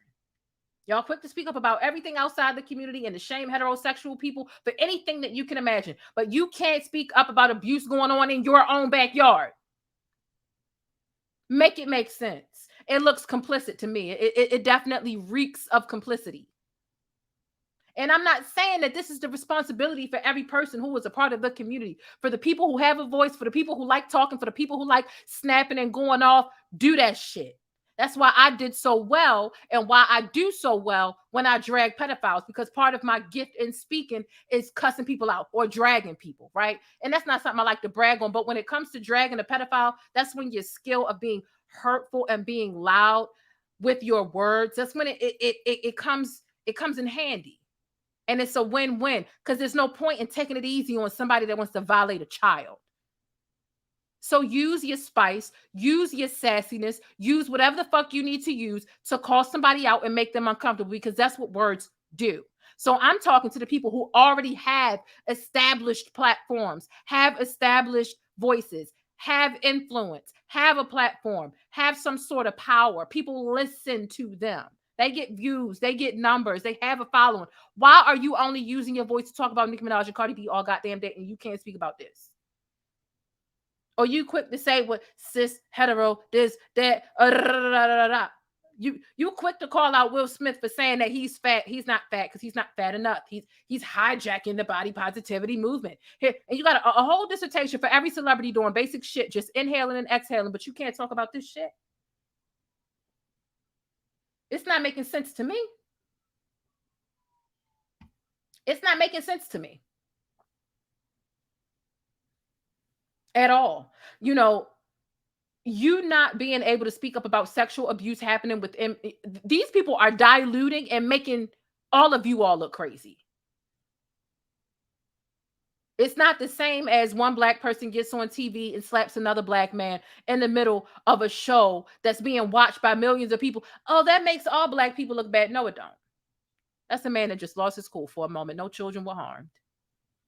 We're talking about groomers and pedophiles making a habit out of using y'all labels and using that as a safe haven because it is the new established loophole to fucking abuse and traumatize children. A lot of us are grown and we still haven't overcome a lot of our traumas from our childhood, and some of the trauma may be related to sexual stuff and some of it ain't. But I want to show you some more shit that furthers and solidifies exactly what the hell I'm talking about. Because these ain't the only stories. I see these stories all day and night. Sometimes I don't feel like coming on here and getting heavy with y'all. Sometimes I just want to sit and laugh and joke. But sometimes we got to sit that bullshit aside and talk about what matters. And this shit right here, it matters. Look at this. A library's drag queen reading to kids is a sex offender. Y'all see that? Are you reading it correctly? You see this man on the left is the same man on the right. So because the library had a program where they embrace and invite drag queens, you've got people sneaking in it, and there's nothing wrong. I'm not shaming drag queens. I'm shaming pedophiles. They're getting into your children. They're sex offenders, and they're hiding under this type of a guise. It's a problem. Stop playing. Stop playing. It's time to talk about real things. Fuck it. If I'm at risk of getting kicked off or getting deleted, goddamn it, I'm gonna go down talking about some shit that matters, not Nellie's dick. Let's talk about these kids and how we're gonna go about protecting them. Look at this one. Another article. Second child sex offender unmasked at a drag queen story time. Houston activists say. And y'all mean to tell me it's not a problem underneath of that flag where the pedophiles are using that as a shield? You a lie. You a lie. I see complicity for the people who have voices and who opt to talk about celebrities and you know, social media trends and viral videos all day instead of talking about what really matters. They're outraged at what celebrities and all that other shit do instead of talking about this. Who have a voice and who have influence, who have tens of hundreds of thousands of subscribers and refuse to touch stories like this, you're complicit. And I'm calling you out. You know who you are. You're complicit if you're not using your voice to make these groomers feel uncomfortable and unwelcome. Because that's what it's about. Making them feel uncomfortable and unwelcome. They are discomfortable and they're welcome because we're the voices and the people calling them out. I feel like I'm starting a goddamn trend because I ain't seen nobody else talking about it. I'm the only one on this bitch doing it. Who else is doing it? I would love to partner with someone who is a part of the community, who has a different way of speaking, right? Because I'm not a part of the community. Just like if there was somebody who's not a part of the Black community coming in talking about Black issues, baby, that might be a problem. Yeah, you don't know all the lingo, you don't know the ways, you don't know how it goes. I don't know all the lingo. I don't know the way. I don't know what it's like to be a part of the LGBT community, which is why I wouldn't mind partnering with somebody who was willing to use their voice to be proactive, to make these types of predators and groomers feel uncomfortable. But underneath of this flag, it's a safe haven for them because everybody's scared to ask questions and talk. I'd be damned. And I'd rather make mistakes and get dragged. There might be some people that want to drag me who are a part of the community. Okay. That's fine. I'll take it for the sake of protecting kids. Most of the people who talk, let me bring it back. Let me bring it back. I'm getting a little angry. When you have people underneath of this flag who are actually trying to groom your kids by way of reading books or actually in the school system who don't care what the parents are saying. How do you really look parents in the face and say, I don't care about the name you gave them at birth or your preferred pronouns in my classroom. I'm going to call them what I want to call them in my classroom. What the fuck do you mean? See, they're creating more rights so that they can supersede what the parents want. It's going to get to the point where it doesn't matter what the parents say. If the kid goes to school and says, well, I'm a little confused. You said in that book that you just read, it was a teacher who just admitted that she read a book to her third grade class about, listen, if you don't agree with being a boy and you have a penis, you might be transgender. You got third graders walking around saying, you know what? I'm transgender. Not okay. Not okay. The thing about it is pedophiles are using y'all community, your labels, your flag to seem innocent. They're literally using y'all as a shield. And pretty soon, y'all are all going to be lumped together. It's not fair, but what's going on so that people can be proactive about it? You can't heal or take away that fucked up experience when a child has been violated by some creep under the guise of that goddamn flag.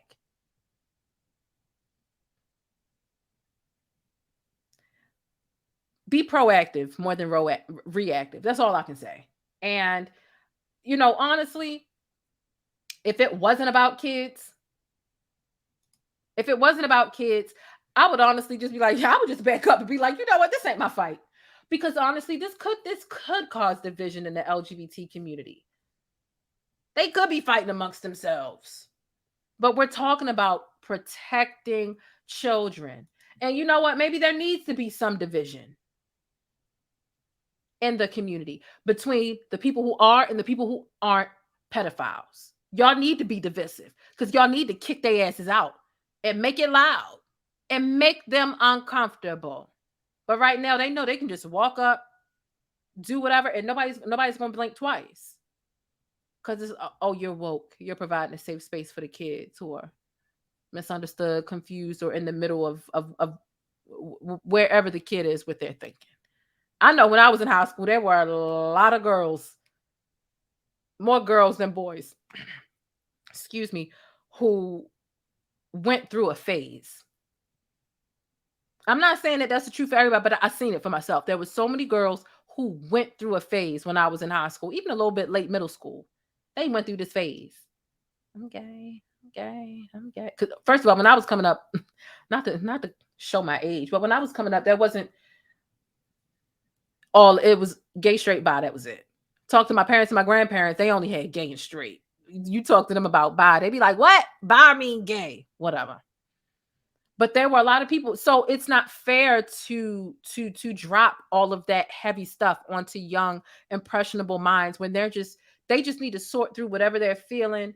And I think implanting a lot of this stuff is being thrown into the school curriculum, and it's a mess. There's so much sneakiness inside of the classroom and school curriculums. And this is why so many people are deciding to switch gears in private school or homeschool. This is the reason why. I'm so glad that I decided to be brave that night and begin talking about this. Because at first, I wasn't. And I was nervous. But goddamn it, I stuck my big toe in the water a couple weeks ago. Baby, now I'm all the way in the water. Let's go. Let's go. And I'm even willing to debate with somebody inside the community who feels like I'm wrong. I can't possibly be wrong. We're looking at data. We're looking at stats. We're looking at patterns. It's not isolated incidents. They're using you all. And what are you going to do to stop them and make them uncomfortable? And listen, one thing that I am aware of is that I've heard a lot of people who are part of the community, they were first violated by an adult. That's even more of the reason for you to speak up and speak out about this. People who are part of that community, and I give them their props because I'm a very expressive person, okay? And I'm very outspoken and opinionated. But I personally love how outspoken and how zesty and how daring and how edgy the people of the community are, how they speak and how they express everything from their clothes, their body language, everything. I love it. I love it because I just love expression and I love free expression. So I would love to see some of that utilized in calling some of these creeps out. That's what I would like to see. Let's take it a little further. So like I said, I'm coming with data. I'm not coming with stigma. I'm not coming with, oh, I heard. No, I'm coming with all of my receipts lined up because that's what I do over here. So if you haven't already hit thumbs up, make sure you do so. And make sure you share this video. Even if you share this video with somebody and you feel like it might ruffle their feathers, oh well, have the conversation. Have them leave the comments in my comment section. Begin a text message thread or put it in your group chat. I don't care. So let's talk about something that was taken off of this website. Because since we're talking about the school system. So the Maine Department of Education has resources for teachers on their website. This resource is for kindergartners and it discusses the LGBTQ acronym. For trans, the teacher explains that doctors decide a baby's gender and are sometimes wrong. Let's take a listen. People in this country who are LGBT+, we're not free. Now, you might have never heard that term before, LGBT. Well, let me tell you what it means. The L stands for the word lesbian. Lesbians are women who love other women. G stands for gay. Kindergartners. Kindergartners. I'm already disgusted. Kindergarteners. Lord have mercy. Should we go? Let me find the bush because It was gone. Let me just go in the bush and weep. Let me just go in the bush and weep. I just have to go in the bush and weep. Really. I don't understand. I swear to God, I don't understand. Kindergartners. People in this country who are LGBT plus. We're not free. Now, you might have never heard that term before, LGBT. Well, let me tell you what it means. The L stands for the word lesbian. Lesbians are women who love other women. G stands for gay, and gay men are men who love other men. B stands for bisexual, and bisexual people are people who love both men and women. And the T stands for transgender. A transgender person is someone who the doctors made a mistake about when they were born. When a baby is born, the doctors will tell the parents what gender they think that baby is. They'll say, we think your child is a female, or we think your child is a male. But some people, when they get a little bit older, realize what the doctors said was not right. They might say that the doctors told me I was a man, but I'm really a woman. Or they might say, the doctors told me I'm a woman, but I'm really a man. And so when they grow up and they can tell people that the doctors made a mistake about their gender, then they can transition to be the gender that they actually are. So transgender men are people who the doctors thought was a woman when they were born, but when they grew up, they could tell people that they're actually a man. And so they transition to be a man. And transgender women are people who, when they were born, the doctors thought they were a man, but when they grow up, they tell people, no, I'm actually a woman. And so they transition to be a woman. And so that is who transgender people are. And then there's the plus sign at the end, because there are actually a lot of other people who love in ways that society hasn't always allowed.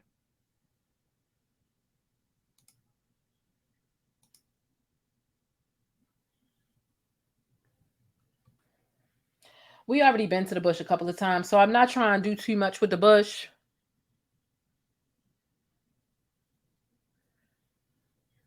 But in what world is this okay?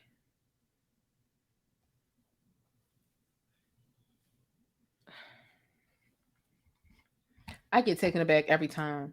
I mean, sometimes I wish y'all could, as I'm preparing the show and as I'm reading the news, like reading a newspaper every day, I wish y'all could see my raw facial expression in real time. I'm telling you, because it literally be just like this. It be just like this, because I know you're lying. I know you're lying. Why the you lying? It's not okay. People in this country who it's not okay. Okay. So they took this off the website, but not for everyone. Okay. The governor and Maine DOE announced they're removing this lesson plan from the website because it's inappropriate for kindergartners. I did a little bit of research and they are allowing it for the third graders and up. So it's not appropriate for kindergartners, but they think it's appropriate for third graders. Yeah. Start the rapture. We had a good run. I'm ready for God to come down here and take us back, because I know you're not. And you know, I read so much today that I had to scale back a little bit. I said, I can't give them all of this. Y'all gonna get some of this later on in the week. Y'all gonna get some of this in the beginning of the week, because it's always happening. It's always happening. And I'm like, I cannot go into 8 different stories of this on the channel tonight. I can't. I want to talk about 10 to 15 different things, and I'll be damned if 10 or so of it has everybody scrunching up their face the way I scrunched up my face as I'm doing this research and getting into these stories. It's too much. It's too much. It's being pushed in schools. It's being pushed everywhere. So here's the last thing that I'll say, right? Because I want to come down off of this subject. so that we can, I'm all about balance, right? It's a little heavy, it's a little thick right now. But I do got one more. A parent shared her 8-year-old daughter's experience going to the bathroom in school and finding a boy there, right? We're talking about gender reassignment, gender fluidity.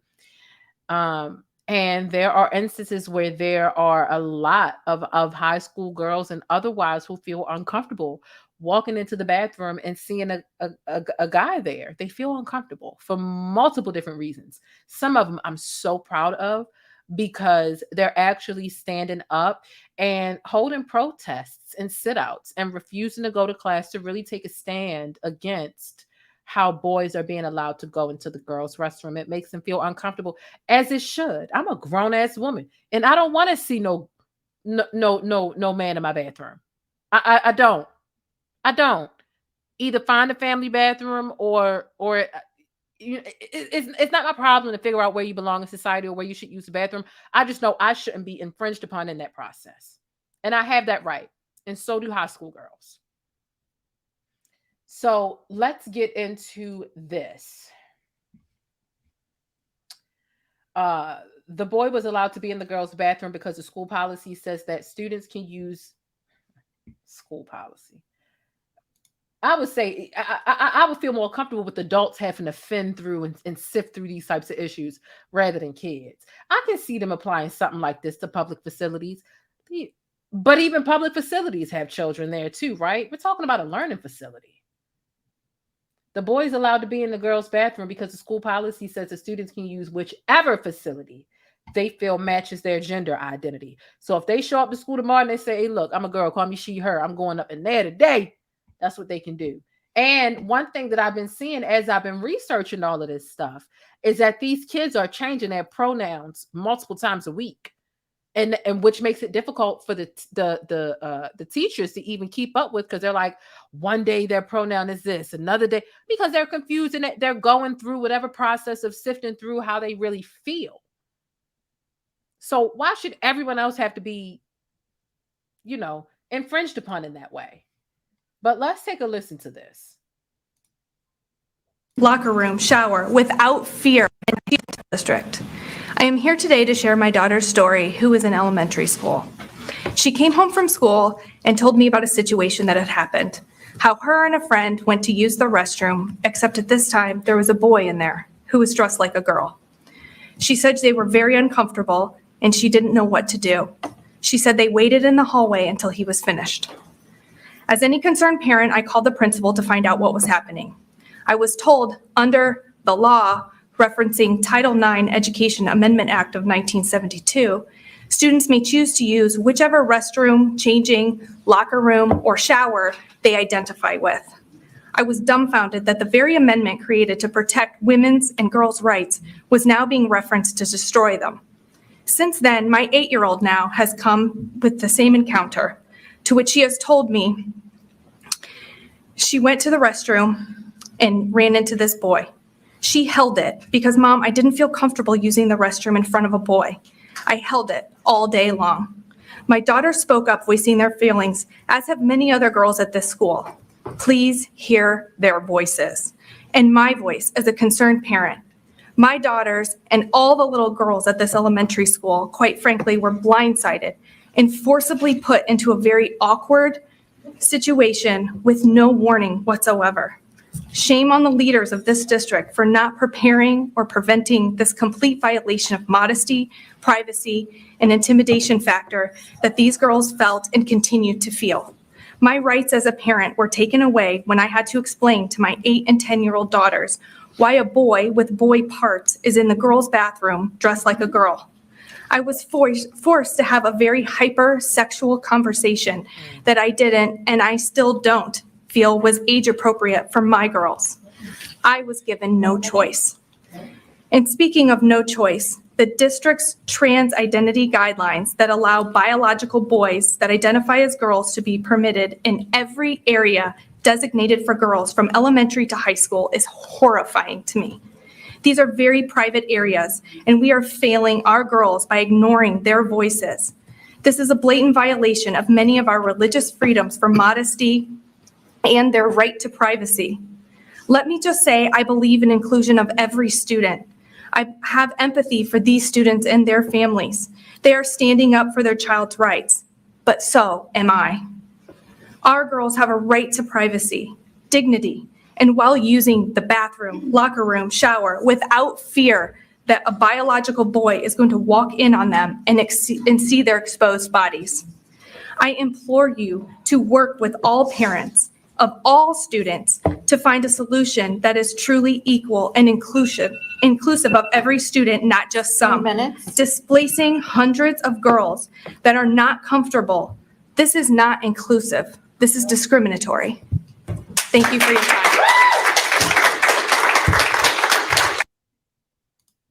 So that is what she had to say. And you know what? I agree. We're talking about kids. You shouldn't have to feel uncomfortable. I couldn't imagine feeling uncomfortable that way in school, but I definitely would have. But kids can't speak up for themselves the way adults can. And then their parents have to come to these, conferences and things to speak up for them because everyone's going to dismiss a child. I want to address this comment right here that Smooth Art Design Lab. Thank you so much for, first of all, being an undying supporter of mine. Because I remember you from the old channel too. It says pedophiles are rebranding themselves as minor attracted persons. They seek the same protection as the LGBT community. Boom. That is an amazing point because it's true. They call themselves MAPs, right? Minor attracted person, right? And they want to add the M onto the LGBT community to blend in and to blend themselves into the community. Say, oh yeah, I'm a, you've got lesbians who are women attracted to women, and you've got, queer men who are attracted to men, and you've got the bisexuals, and you've got the non-binaries, and you've got the trans. They want to add the M for minor attracted person to normalize being attracted to children. Outside of just the pattern, outside of the name and the classification that is now surfacing, the behavior is already here. But some of them are bold enough to say, yeah, I'm a MAP. I'm part of the LGBT community because I'm a MAP. I'm a minor attracted person. Baby, no, that's not okay. That is not okay. But when you include yourself in that community, you make a lot of people feel wrong for questioning or being unfamiliar with how to navigate in general. They do. They do. You know what I want to say really quick? Shout out to Italk's baby girl. She is one of my moderators, one of my supporters. She is graduating tomorrow from law school, and just congrats to her. Happy birthday. But back to the subject. No, this is a real problem. I see someone also saying that, yeah, we should protest at Pride. That would be a good idea. I think that would be a time where everyone's already present. And to really voice the point to exile and make these predators, these groomers, these pedophiles uncomfortable. I think that would be a really good time. Again, I ain't trying to overstep, but I don't mind being an ally and using my voice and this pattern that I'm seeing, to speak and to amplify the voice of anybody who is in the community and wants to also bring awareness to this predatory shit. Because they're using y'all, and that's how I feel. And I know it's not fair. I'm friends with and cool with too many people who are part of the community, and I know that that's not a representation of the people that I know who are part of the community. So why is it fair for other people to walk up and use their same labeling and use that flag as a means to violate children and avoid public scrutiny? Because that is a community that typically the unspoken rule is you don't want to fuck with them. You don't want to fuck with a lot of this community because you don't want that. Sometimes, listen, we feel like the LGBT community, they get more segue and more rights than Black people. You'd have more luck going to HR and say, listen, I'm a part of the LGBT community. This person made me feel uncomfortable because I'm a part of this community. As opposed to saying, I'm Black, they discriminated against me because I'm Black. So, and don't get me wrong, I've been doing a lot of work, right, offline and having these conversations with people who are a part of the community. And one thing that I have noticed, and I have to voice it since I don't have the phone lines open. So shout out to According to April for calling in before. But I've also spoken to other people who are a part of the community, Black women. They feel like, listen, we don't feel a part. We don't feel a part of that community. They do all this stuff. We don't know about it. Us as Black women, we're at the bottom of the totem pole when it comes to that community. It's the whites and the trans, and I'm paraphrasing. It's the whites and the trans that really make these decisions and run the community, and we don't have no control of that. That ain't what we want to do. But they feel like it's the G's and the T's that get more of the the control, the ability to control the narrative and to really make decisions and be loud. Okay. So yeah, it's really interesting, and it's come up, the racial issue with with the Black women, all the Black women that I've spoken to behind the scenes. They're like, listen, them white people, there's no sense of community. They feel, right? There's no sense of community. The white people, they do what they do. What can we do as Black women? They feel kind of helpless because they already don't feel included, and they feel like there's a privilege to the white people who are part of the LGBT community. They feel like they get to do certain things. We not involved in that fuck shit that you're talking about. And it's their privilege that they're able to get away with this disgusting stuff. And I mean, I can honestly say, based on what I see, it is non-Black people. It is white folk who are doing this disgusting stuff. Out of all the stories I brought up, and I do a lot of research and I bring up a lot of data and stories, even out of all the stories that we've talked about today, this picture that you just seen on this B-roll, they not Black people. The mugshot that I showed you not too long ago, that wasn't a Black person. So I'm definitely seeing where they're coming from when they say that I hear what you're saying about these issues, but that's not us. And I get that. I'm still just like, out of all of the queer people who have voices, platforms, whether it's radio, TV, YouTube, podcasting, Twitter, whatever, where are the people who are making the pedos feel uncomfortable? That's just what I want to know. And I would like to, help amplify. But right now, I just feel like I'm fostering the discussion, which is fine. But I would like to know how I can amplify off of someone who is a part of the community, right? Who has more knowledge than me about how it operates. How can I amplify your voice? Because I love calling out pedophiles. At this point, it's my hobby. I learned that I enjoyed calling out pedophiles during the R. Kelly trial.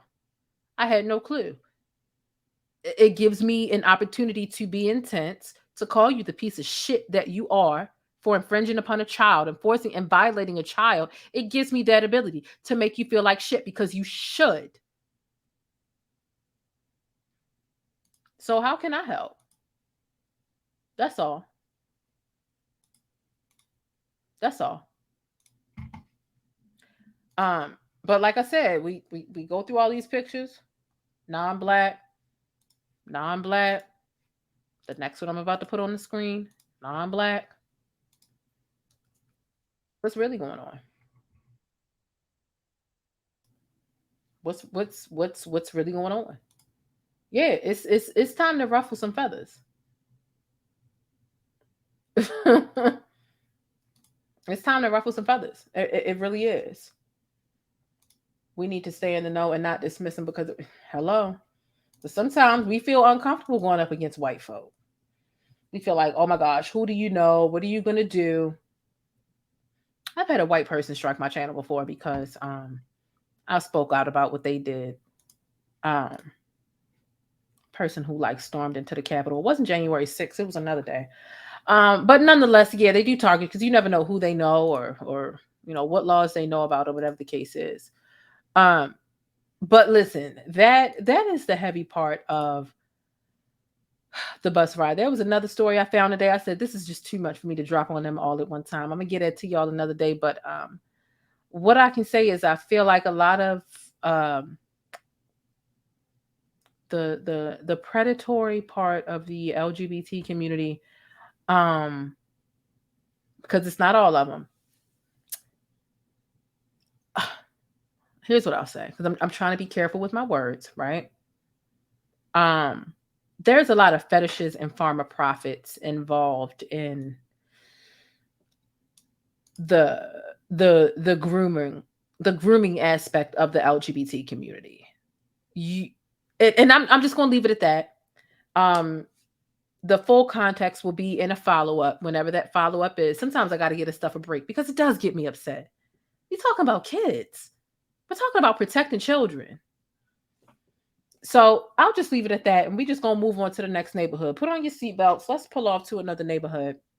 We're nearing the end of the show, but we're not at the end of the show. Listen, let me just say this. If you have not already hit thumbs up on this video, I don't fuck with you. Okay? I don't fuck with you. If you haven't hit thumbs up on this video, god dang it. Okay? Be getting y'all all this information and being bold enough to speak out about these things that could potentially get me kicked off of YouTube again. Hit thumbs up on the video. That is the very least you can do. And thank you to the people who have sent cash apps and super chats. I really appreciate all of those things. Okay? So now that we done did what we need to do, I did my due diligence by talking about serious stuff, and it never feels like a burden to talk about real Black news and what needs to happen. See, because I'm very versatile over here. We could talk about Wendy Williams, we could talk about Ray J, we could talk about Kim Kardashian, we could talk about the school system, we could talk about the victimization of children, predatory behavior, all types of things. Baby, I'm Black news. This is the Black News Central. Okay, so that's why you need to be subscribed and you need to hit the notification bell over here. Okay. But let's go ahead and talk about something that is a little more light as we near the end. We near the end of this bus ride. And thank y'all all so much for riding on and really trusting me to bring you all Black news and information and really break it down. I appreciate the fact that you all appreciate me and you find me to be a credible source. And especially when you all tag me in your favorite trending topics on Instagram and on Twitter, that stuff, it really means a lot to me. It means a lot to me. So thank you all so much for really holding me down and supporting and checking out each and every one of my videos and even watching replays if you missed it. If you had an issue watching one of the replays from earlier this week, they're fine now, but YouTube be messing with me. Who knows? Hopefully this video will play straight tomorrow. But for some reason, since I've been talking about more serious shit, pedophile, blah, blah, blah, blah, they've really been not allowing my playbacks to play. But if you did miss one of the videos and you feel like, man, it's available for you to watch straight now. I don't know what the time limit is or what type of strings they pulling, but it is what it is. Now let's get into something that's a little bit more light. Something on social media. Then we'll get into a dab of Black history, and then we'll go ahead and get out of here. Okay? We'll get out of here. We'll get out of here in a second. It's been a long bus ride, almost 1 a.m. We're going to keep it pushing a little bit. I got to do some research because I be cutting the... Hold on, what did I say? Gentoo Fit, now I hit the thumbs down. Let's fight. Let's fight. I know you ain't hit no thumbs down. Talk about JK.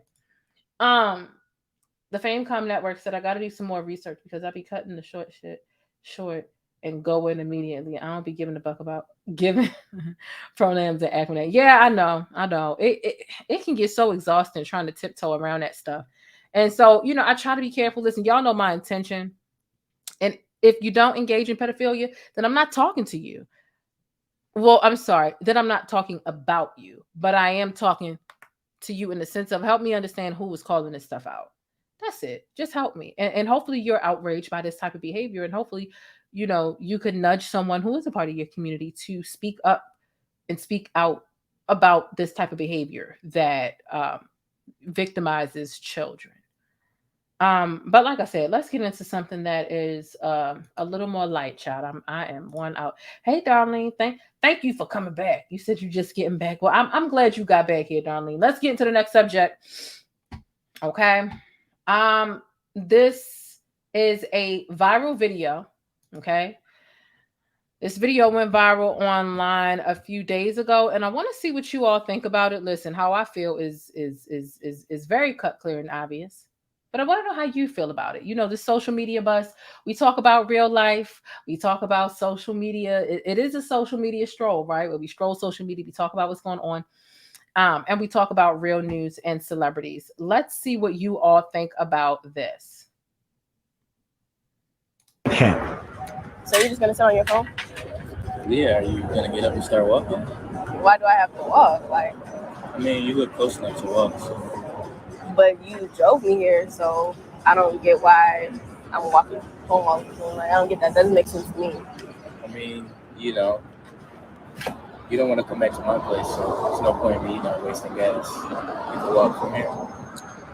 So, I mean, I feel like I don't want to go to your place because I don't know you well enough. And it's just like our first time meeting. Like, does that not make sense to you? I don't get it. I mean, we spent the whole day together. I'm obviously attracted to you. You know, I don't see what the issue is. You can either come back to my place or walk. Literally just met him. So you're just going to sit on your phone? Yeah, are you going to get up and start walking? Why do I have to walk? Like, I mean, you look close enough to walk, so. But you drove me here, so I don't get why I'm walking home all the time. Like, I don't get that. Doesn't make sense to me. I mean, you know, you don't want to come back to my place, so there's no point in me not wasting gas. You can walk from here. So, I mean, I feel like I don't want to go to your place because I don't know you well enough. And it's just like our first time meeting. Like, does that not make sense to you? I don't get it. I mean, we spent the whole day together. I'm obviously attracted to you. You know, I don't see what the issue is. You can either come back to my place or walk. Literally just met him. Okay. So you're just going to sit on your phone?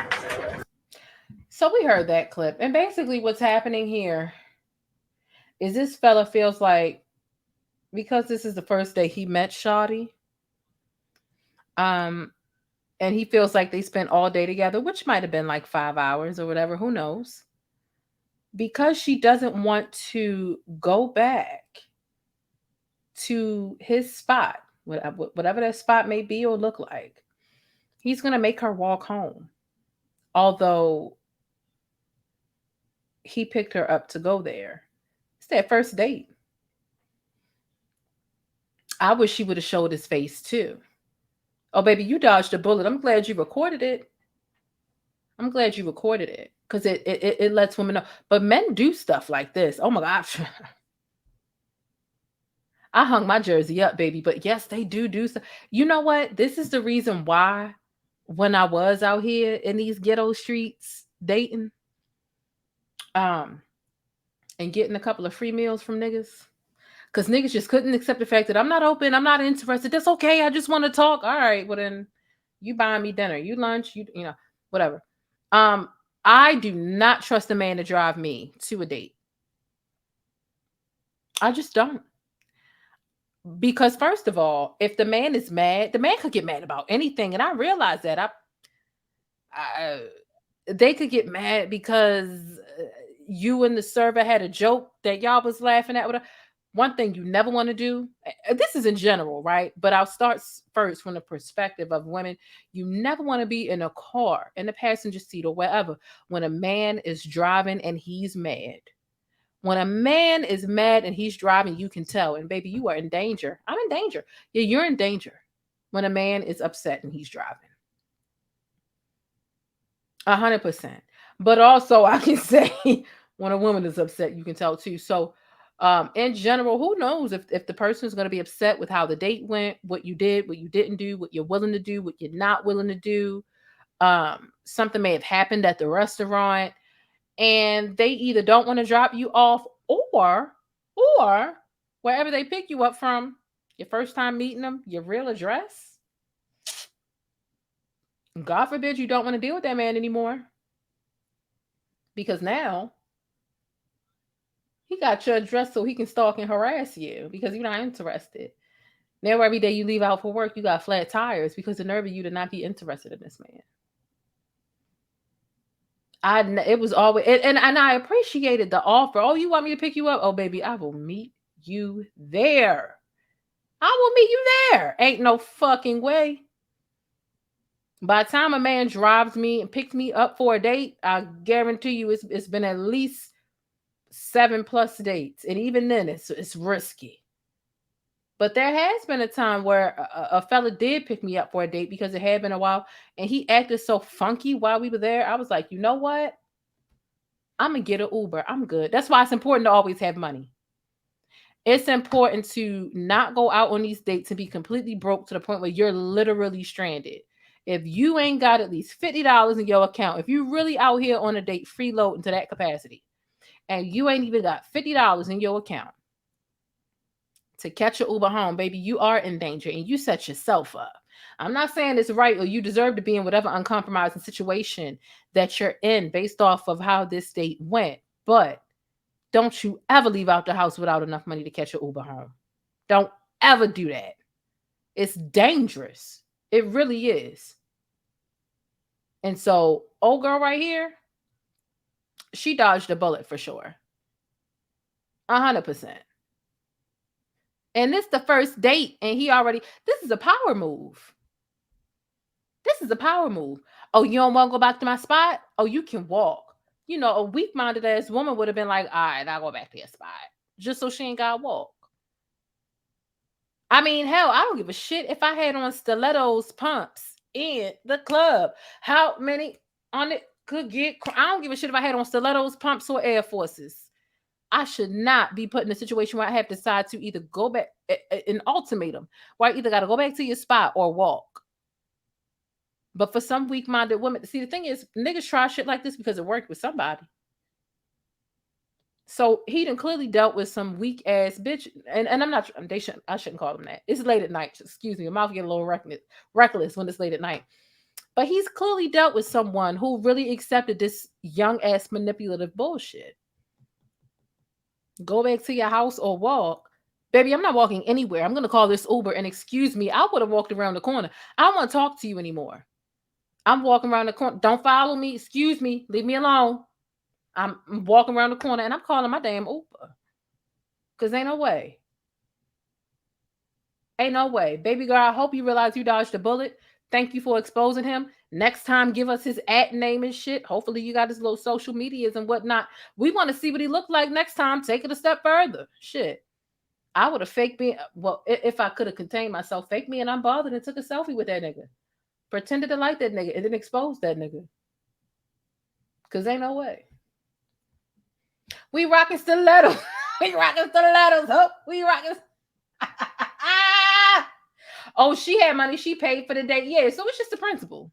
She even paid for the date. And she got to walk home because you want some ass. If you don't go on the websites that you find to go pay, baby, I'm not that one. Damn, you mad because I ain't fucking on the first date? You couldn't even wait to get to the third date to be upset? Like, what type of bitches you be dealing with? The first date, you really mad because I'm not giving it up? I can see being mad. Being mad because somebody never gives it up is almost kind of sort of like never okay. But damn, the first date, you can't even wait to the third date to be like, dang, I really thought tonight was the night. It's the first date. Yeah, low value trash. This is probably one of them niggas that followed Kevin Samuels. Y'all know I had to bring it up. Listen, I posted on my community tab earlier. Speaking of Kevin Samuels, I posted on a community tab earlier, right? Look at this. Tell me what y'all say. Oh, what do y'all say when you see the?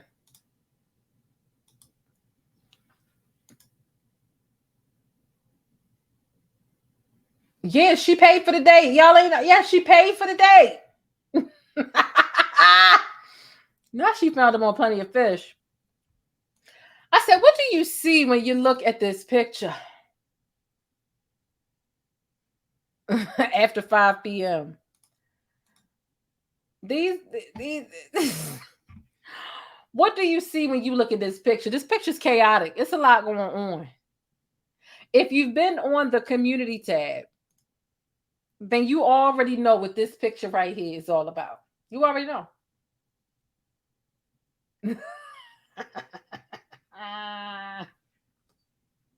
This all I saw when I looked at it. See, look at it right here. Screenshot it. Look at it right here. Yeah, she paid for the gas too. The girl that went on the date, she paid for the date. She paid for the food. She paid for the gas. And he want her to walk home because she won't get paid for the food, paid for the gas. He wanted to walk home because she ain't give up no ass. Bars. Yeah, he's trash. She dodged a bullet. That's one of them lessons that's best served cold. Listen, if you have been on the community if you've been on the community tab, you've already seen this. Because what's really going on? I saw this. I saw a lot of nastiness. I remember a nigga ate my ass after a 12-hour Greyhound ride. Disgusting. You don't find this suspicious? You don't find this suspicious? Y'all need to stop. Y'all need to grow up.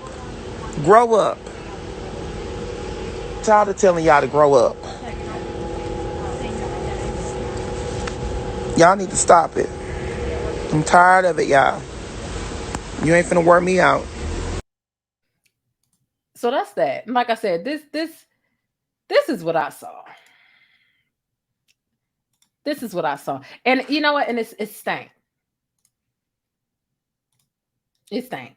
But it's on the community tab. If you've been on the community tab, you have already seen this. So listen, I want to get into some Black history. I want to get into the sticky notes so we can get out of here. These shows go kind of long when I want to give you all the information, but it'd be a lot. There's a lot that transpires each and every day. There's a lot of news that I come across, and I figure I just want to give more value. A lot of times when I create my content, I create content that's based on one subject, and I do a deep dive, and I'm very thorough. And those videos, you know, they can be between like 40 minutes and an hour long, but it's always just like one subject because I'm good at doing research and presenting it in a way that my people can understand it. It's enlightening, it's entertaining, it's all of those things wrapped into one. That's why I was able to cover the R. Kelly trial so well. We're talking about serious stuff, but it's always going to be some laughs, some jokes, my sense of humor, whatever. But I feel like I'm limiting myself by only talking about one subject in each video. I'll wear myself out. I will never be able to talk about and hit on all the topics I want to talk about if I limit myself to just one concentrated video, although sometimes I feel like it's great for the algorithm and to give people a large heap of information on one subject that they might need. I don't want to limit myself. And I do enjoy the news. I've always seen myself as being a newscaster. And bringing it in my sort of way with my flavor, with my syrup. So I do enjoy giving y'all a lot of topics in one sitting, in one video. So what I want to do is I want to give y'all a little bit of Black history, and I want to get into the sticky note, and then I want to get out of here, okay? I do get a little bit tired towards the end of the shows, but I feel pretty great tonight, though, actually. I'm not too tired tonight. However, I don't want this to be a long, extremely long show, okay? So what I'm going to do is I'm going to play this commercial that I usually play right before the sticky note, but I'm going to play it now. We're going to get into Black history. We'll get into the sticky note afterwards, and then we're going to get out of here, okay? So to all of my channel members, make sure you throw up your special emojis. If you're not a channel member, just make sure you throw up them pancakes. Make sure you hit thumbs up, and we'll be right back. The plainest Jane. This is one of my favorite comments here. She says, I loves me some Black, and she said loves me some Black news. She says, is it just me, or does anyone else get tired of seeing people that don't look like them delivering info about them day in and day out?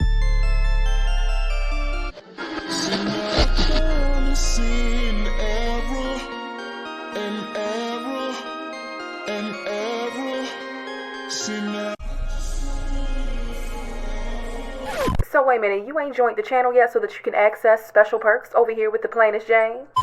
Rolex on your wrist, a plain Jane. Ooh, watch this. Hey, I'm the plainest Jane. I'm a cultural commentator and informant, and I provide sticky coverage on trending stories, Black news, Black culture, and everyday topics with a sticky, abstract perspective. So get familiar with the perks. I've carefully curated all of these things, and it's just a little exclusive glaze to amplify the way that you express yourself.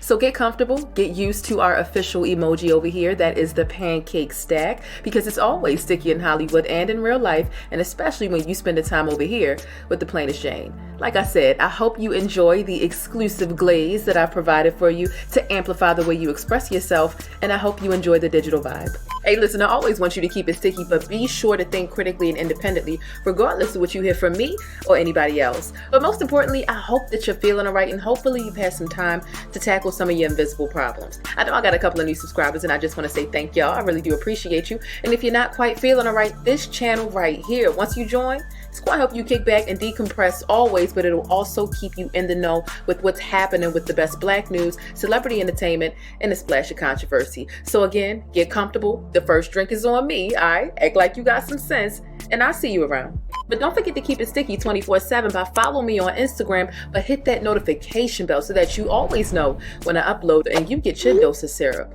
first. Now, with all that stickiness being said, the most important thing I want you to remember about this neck of the woods, and the plainest Jane, is Black Lives Matter. And if you don't agree, buy pumpkin. That would take you out. I don't play that shit. Now you gotta go for real. it's just that simple. Hey, look, whether you join or not, I do want you to stay beautiful, Black, and blessed. And just know I appreciate your support. I'm your girl, the plainest Jane. And let's see what's happening in these virtual streets. You ready? All right now. This could be a crazy ride. I'm warning you now.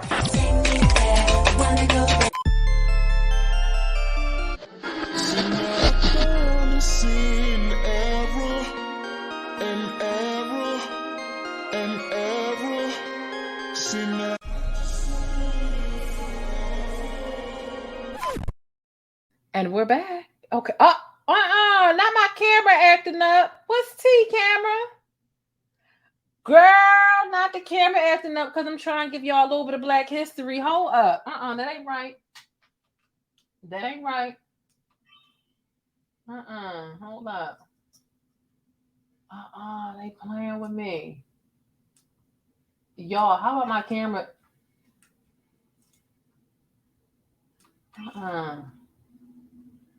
Okay, yeah, cause stop playing, cause I was about to call the NAACP, because what's really going on? What's going on? Camera want to be cutting off. I had to hit the power button 3 times. Damn, y'all that mad? I'm about to talk about Black history that y'all cutting my camera on? That ain't right. That's not cool. Shit. Did Leo mess with the camera? Probably. With his sassy ass. This cat is sassy. Leo, get down. Get down. It's not a thank you, because it's not a question.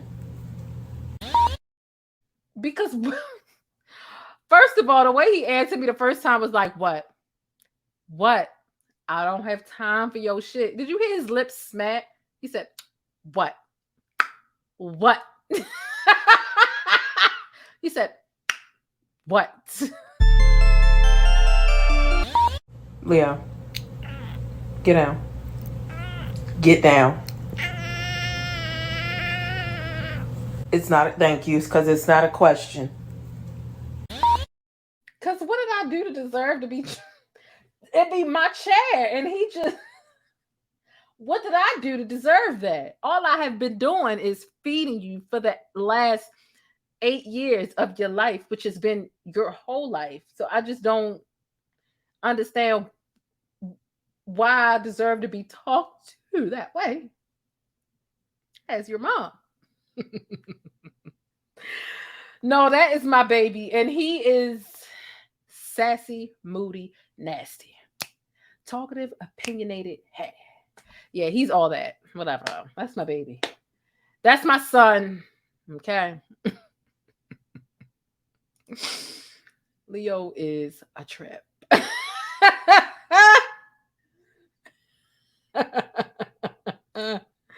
Okay, let's get into a little bit of Black history. This has been a pretty diverse bus ride. Okay. This has been a very diverse bus ride. Okay. I'm glad that we were able to find some pockets of laughter, because there was some heavy stuff that we covered earlier. And I hope that this playback does us good. I hope. But let's get into a little bit of Black history. Y'all know I love talking about Black news, Black history, whether it's past or present. Okay. The history isn't always past events. Sometimes Black history is happening right now. And that's what this story right here is about. I feel like she definitely deserves some recognition for this. So the first cosmetology school in DeSoto, Texas is Black owned. She opened it. It is Black owned. Look at her. I mean, first of all, her attire was caught my eye really quickly because it was given Madam CJ Walker. I definitely feel like she's studying the greats and the Black women who have been pivotal in hair, right? In cosmetology. This is what I saw from her was her kind of channeling them within her. So congratulations to her for being an entrepreneur and opening the first Black-owned cosmetology school in DeSoto, Texas. I was able to find her page, and I want to visit that just so that y'all can see her in action. Here's her salon, the bar, spa, and salon. And this is part of her ceremony when she was cutting the ribbon. And just shout out to her for being young, Black, excellent, all that stuff. I'm really proud of her. And hopefully, her lineage and people just in the area are able to replicate this type of greatness. Okay. Yeah, exactly. Madam CJ Walker came to mind when I saw her attire. So I definitely felt like that was worth talking about. Listen, because Black news, it's not always stuff that's happening right now. It's important to talk about the past. It's important to talk about the first Black person that's done this, or to let people know that this is possible and we need more. Like, we need more Black scientists, we need more Black engineers and astronauts and so on and so forth. So the more that people see representation for uncharted waters like this, these are clearly uncharted waters if this is the first one in her location specifically. So these are positive representations and things that we should see more. Celebrities making a fool of themselves, that shit goes viral all the time, all day and night. Why can't some of our young, innovative entrepreneurs walking in a new path, new for the city, new for them? Let's show them some love and give them some flowers and recognition while they're here. Okay. I want to get into just briefly mentioning another piece of Black history because it goes deep. If you were to really talk about the whole situation. Real quick, I woke up this morning. I don't know if any of you all noticed. Michael Jackson was trending this morning on Twitter. Y'all know I'm a proud representative of Black Twitter. And if you're not already following me there, fuck is you waiting for? Follow me on Twitter because I'm always there causing some friendly chaos. Michael Jackson was trending this morning along with Eddie Murphy. Had me scared as shit. I'm like, wait a minute. What's going on with Eddie Murphy? Michael already gone. Okay. Fuck that. Why is Eddie Murphy trending? It's scary. You get your, people get, Kevin Samuels was trending before everybody digs into what, what's going on. Twitter is famous for killing people off too. Twitter done killed Bill Cosby about 3-4 times. No lie. They really have. And it was circulating all day and night. And so when I saw Eddie Murphy trending this morning, I was like, oh my God. Whole time people was just admiring his Party All the Time song, showing it love. Michael Jackson was trending because I believe it's the 40th anniversary of what song, what album is it? I can't remember if it's Bad, if it's Thriller. I think it might be Thriller. Whatever. They're re-releasing some Michael Jackson music, so that's why he was trending. Oh, you know what was trending? Michael Jackson is coming. That was trending this morning. Michael Jackson is coming was trending as a term, as a phrase. And then Eddie Murphy by itself was trending. Scared the shit out of me this morning. I said, what the hell? Oh, let me get this. Is there a moderator here? Okay, cool. Oh, Just Jay got him. Let me find out Just Jay in the chat. It ain't say nothing, but she here getting the bots out. Okay. Thank you, Just Jay. I appreciate you, sis. Okay. So let's get into the last piece of Black history so we can get the hell up out of here. It's late. I thought Mike was trending because of that goofy video with Eddie. I guess the both of them were trending because of that, because they, but the two of them trending this morning, it just did too much. But yeah, Mike was trending because they're re-releasing, I believe it's going to be the 40th anniversary of Thriller or whatever. And so they're like remastering and re-releasing it. Like, listen, you can't get Thriller to sound no better for me. Thriller it's that stuff. Like, it's always going to be great. I don't give a shit if you remaster it. Matter of fact, when I end this live and go downstairs to eat my pizza, I'm going to turn on the Thriller music video because it's an experience. it's a whole experience listening to Thriller. Like, you talking about the man that invented literally the music video. Okay. Like, that music video was iconic. It was a movie. Just Jay. Yeah, thank you so much. Black Cats Matter. Okay. You older than Thriller. Follow me on Twitter. Darlene says, okay, Darlene, thank you so much for leaving that feedback. I appreciate it. This will be something I'll have to look into on the back end. Just so I can really digest it and understand it. Okay. But thank you so much for leaving that feedback, Ms. Darlene. And I really do appreciate your support as a viewer, as a subscriber, as somebody who sends super chats, and as a channel member. So thank you so much. I will definitely keep that in mind. Okay. All right. So let me get into this little piece of Black history. And then go on and get up out of here. Okay. Michael's music video releases. Yeah. So I don't know if all of you know that Malcolm X Day is a thing, okay? And the first Malcolm X Day celebration, it was in Washington, D.C. So let me actually put this on the screen, this little bit of Black history. Today is March 19th, although it's a little after 1 a.m., right? March 19th, the first Malcolm X Day celebration in D.C. So for over 20 years, between 1972 and the mid-1990s, activists and community organizers in Washington, D.C. held an annual Malcolm X Day celebration on the 19th. So there was a personal essay that was originally published by Black Power Chronicles, who was an activist, a go-go group founder, and an organizer, okay?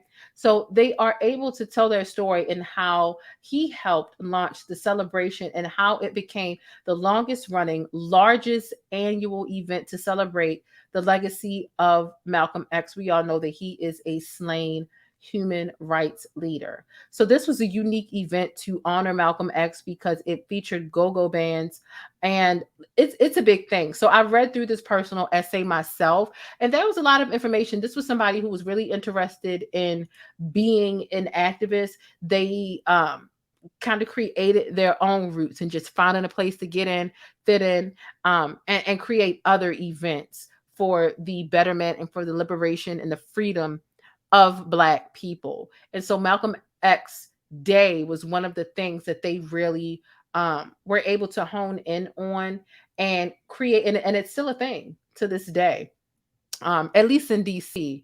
We don't yet have a Malcolm X Day, but that would be interesting to see if he ever got one. Martin Luther King got one, but there are still celebrations throughout DC, and the very first one was in 1972, and today is that day in Black history. I'm always very intrigued about on this day in Black history. So Black history can be past or present, and I gave you a dose of both of those in this show. I gave you a dose of what's going on present day, as there are young Black entrepreneurs making Black history now, and some stuff that is as old as black and white photos. Okay. So that is that. And that's just my little piece of Black history. Okay. Final thoughts and unanswered questions about this show in its entirety. Look, I want to thank the person that sent me this clip, okay, of these Black women who are speaking horribly about Black men. Thank you so much. I was wondering why no one thought to say and voice their opinion that when I look at these white men, they are the epitome of masculine, and watching some of these police officers manhandle these Black men in the street is very attractive, and it's a turn on, and I'm wondering, does anybody else feel like that? Hold on. Yes, Lord. Y'all off the chain, okay? Y'all are off the proverbial chain. That's Discord talk. I'm telling you. Oh, okay. Yeah. I was like, why has nobody said that? Because I'm like, that's masculine. You talk about masculine. We say that all the time in Discord, Tanasia. You say that for the back. Yeah, you have to save that one for the back room when we got the door. I can't with And we y'all. use the hard R for long. Okay. Yeah, I'm talking about we say the hard R so hard it sounds like we growling back there around this bitch. Oh, Tanasia, you got to come back there with us. Rolex on your wrist, a plain Jane. Have mercy. Lord have mercy. This is what happens. I played the clip.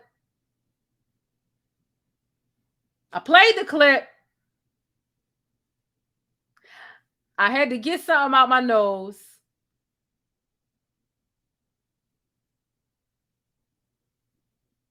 I don't like nobody to hear me burp or to hear me. So I hit the damn mute button so that I could get all that out. And I hate when at this point, y'all just gonna have to hear me burp. Y'all gonna have to hear me make these noises so I don't forget to hit the damn unmute button. I want to know your thought on everything that we have discussed this evening. Final thoughts, Dave Chappelle and the gentleman.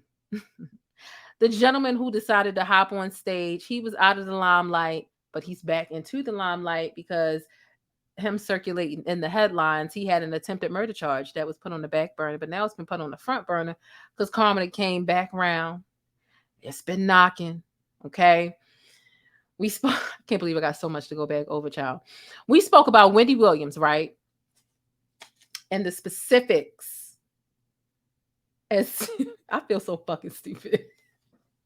We spoke about Wendy Williams and how she doesn't have her money, why she doesn't have her money. And I spoke about my theory as to why I think that these lies are being told on her.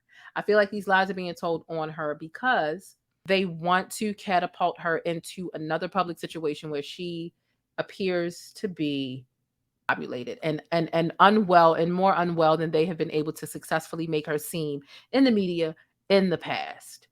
And that could possibly help them, Britney Spears her, so to speak, give them access to her money as she has, been the victim of a situation where her team has been trying to financially exploit her. The nerve of the people who are actually trying to financially exploit Wendy going to Wells Fargo and saying that she's being financially exploited when they are the ones doing it. But that's so that they can have leverage. And it's basically a rat race to get to her money first. So they want to put her under a guardianship. They want to put her in a situation similar to what Britney Spears was in my opinion, right? That's my takeaway from all the facts that I gave y'all earlier in the show. But if you want all the facts, how it was wrong, why she doesn't have her money, exactly what her attorney said, and all of the specific details to the media, right? You want to rewind the video because it is in the beginning. That was the first thing that I went into, and dismantling all of the misinformation that was dispersed about Wendy Williams, okay? So I want to know how you feel about the Wendy Williams situation. Let me know how you feel about the Dave Chappelle situation. Let me know how you feel about predators using that flag as a shield. Using that flag as a shield. Okay. I'm laughing at y'all in the comments because y'all still laughing at me because I was on mute for like 5 minutes. Let me know how you feel about this pattern that I've been noticing about a small group of the LGBT community, or they're claiming they're a part of the LGBT community who are using that, hiding under the flag, using it as a shield to harm children. It's not right. It's not okay. And I'm going to continue to use my voice and use my platform. So thank you all for supporting me. As you know, the views aren't as astronomical as they could be. As if I was to sit up here and just, let's say, drag Cardi B, Nicki Minaj, or any fucking body, the views would be through the roof. But if I'm sitting here talking about things that really matter and how to be proactive rather than reactive when it comes to the victimization and the violation of children, especially, I'm talking about the, a portion of the LGBT community. These are going to be videos that are suppressed. So those of you who are supporting me, who have heard me pointing out this pattern over and over again over the last couple of weeks, just know I really, really, really do appreciate you all. I really do. And it means a lot. How do you feel about Rihanna? Okay, having a baby boy, and how we got access to the baby's gender. It is not something that she shared. It was something that was leaked by the nurse. And I gave a little bit of information about how TMZ and other outlets are able to gain access to medical records, phone, videos and photos that celebrities don't want us to have, how they are able to get a hold of that. Let me know your thoughts on that, as I disclosed that earlier in the video. We spoke about Netflix and their virtue signaling and them playing in our face. How do you feel about Netflix and all that they're doing? How do you feel about the divesting clip? Okay.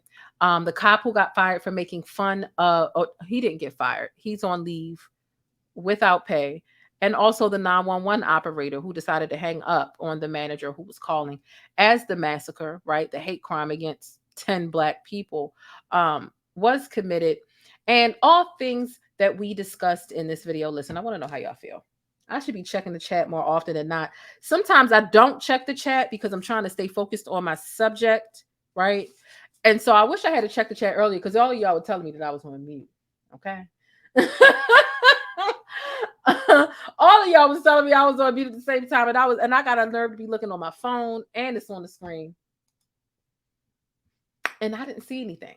But nonetheless, look, make sure y'all tag me in all y'all favorite trending topics on Twitter and on Instagram. Let me get into the sticky note. I'm gonna eat my pizza and get my ass off of here and go to bed a little bit early. It's a little bit early tonight, okay? So let's get into the sticky note. The following video is broadcasting live, and thank you for being my studio audience. Thank you for hitting thumbs up and subscribing to my channel for more Black news, celebrity entertainment, and a splash of controversy. Ain't nobody in the Discord say nothing. Y'all fired. Y'all fired. Y'all fired in the Discord. But nonetheless, listen, today's sticky note is this. Don't let your refusal to be alone push you to accept mistreatment from folk who have no desire to consider your needs or your comfort level. The thing about it is people will begin to peep that you have a high tolerance for bullshit. And that does nothing but solidify and draw attention to your low self-worth. So when I talk about not letting your refusal to be alone pushing you to accept mistreatment from people who have no desire to consider your needs or your comfort level, listen, is the care mutual from those you feel connected or attached to? Because having a high tolerance is not anything to brag about. And even if you're not bragging about it, a lot of that is nonverbal when people understand that you do have a high tolerance for their bullshit, because they're never going to back off and they're never going to stop, because they know that they can get away with it with you. And at what cost? For you, your peace, your sanity, all your patience is gone before you get to things and places and events where you need your patience. Just because you refuse to be alone don't mean that you have to accept trash treatment. Don't let your tolerance continue to work against you. Overworking, actually, your tolerance levels, it will not only deplete you, but it'll stack on top of the misconception that you deserve trash treatment and that you should be grateful for it.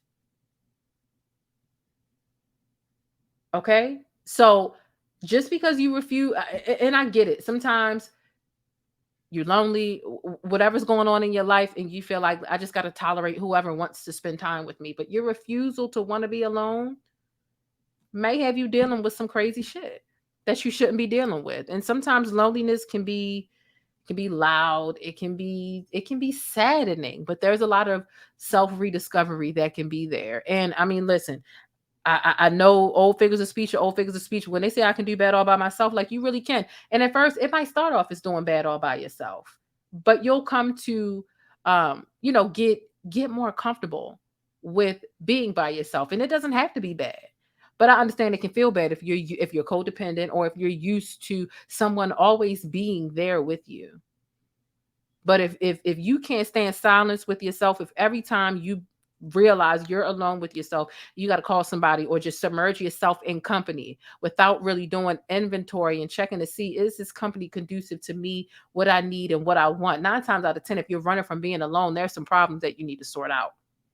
There's something that you're going through, and you might be codependent on company because you're scared of being alone and what you might realize and what you might feel.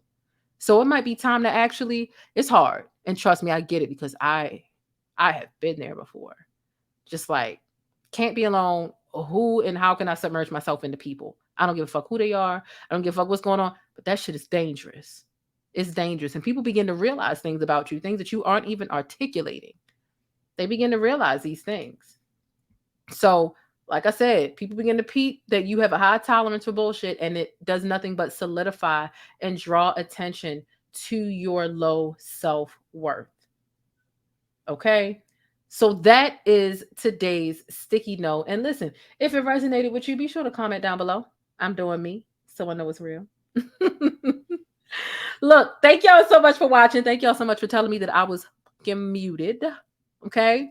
Thank you for checking the community tab. The community tab is something that I do put a lot of time and thought into. I put a lot of time and thought into my sticky notes, personal motivational messages from me, whether it's something that I'm going through right now, whether I'm reading through my old diary. I've always crafted motivational quotes, and I finally found the perfect outlet and the way to do it in a couple of different ways. And I've just kind of been doing that for a while. So it's my thing. And I appreciate those of you all who rock with me, my style, the way that I create content, and the different ways that I'm able to comfortably express myself around this joint. And especially if you follow me on Twitter, you know that I am very expressive in a lot of different ways. So yeah, listen, I appreciate all of you all. Don't forget to do something for you today. Don't forget to do something to relax. And don't forget to at least spend at least 10 minutes being present in the moment. Put down everything.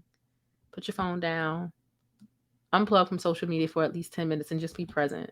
Just feel the wind blow. Listen to the birds.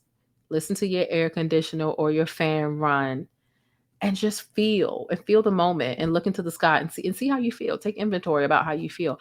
I have to remind myself to be present in the moment sometimes because I'm always in forethought. I'm always like, I need to do this in an hour, 2 hours later today, dinner, this, da, da, da. And with you always just planning and doing what you need to do as an adult, right? Because you can't always live like in the moment and be like a whole complete hippie. Although I am like a little bit of a hippie in my mind. You have to think ahead a lot, but thinking ahead so much, it takes away from you being able to be present in the moment. And sometimes it's just so freeing and relaxing, just being able to even connect with nature and just listen to the wind blow and watch the clouds move and to look at the sun, just to ground yourself. Those are grounding exercises, actually. It's a form of meditation, honestly. When you sit down and you're feeling, using all of your different elements to just feel what's happening right now. What do you taste? What do you see? What do you smell? What do you feel? It helps you unplug from everything else that's going on around you. Okay. So don't forget to do those things. And me saying it out loud is a reminder for myself to do that as well. So let me know your thoughts on all the neighborhoods and all the topics that we were able to drive past and discuss today. Make sure you keep it sticky and real down below in the comments. Listen, everybody, don't forget to subscribe, okay? If you'd have made it to the end of this bus ride, you better make sure you subscribe, okay? I know you already hit the thumbs up button, but whether you hit thumbs up or down, I really appreciate it. Be sure to hit that notification bell as well so that you don't miss any of this celebrity or trended syrup. You know, things are always sticky in Hollywood and in real life. Okay, y'all make sure y'all drop some of them pancake emojis for me down below in the comment section, and y'all stay beautiful, black, and blessed until the next video. I'll see y'all later. Bye. But that's it. If you want to catch more of my commentary on Black culture or vital and trending information, be sure to subscribe by hitting that little circle in the middle of the screen, or I'll catch you in one of these rectangles to the right in another video. I'll see you there.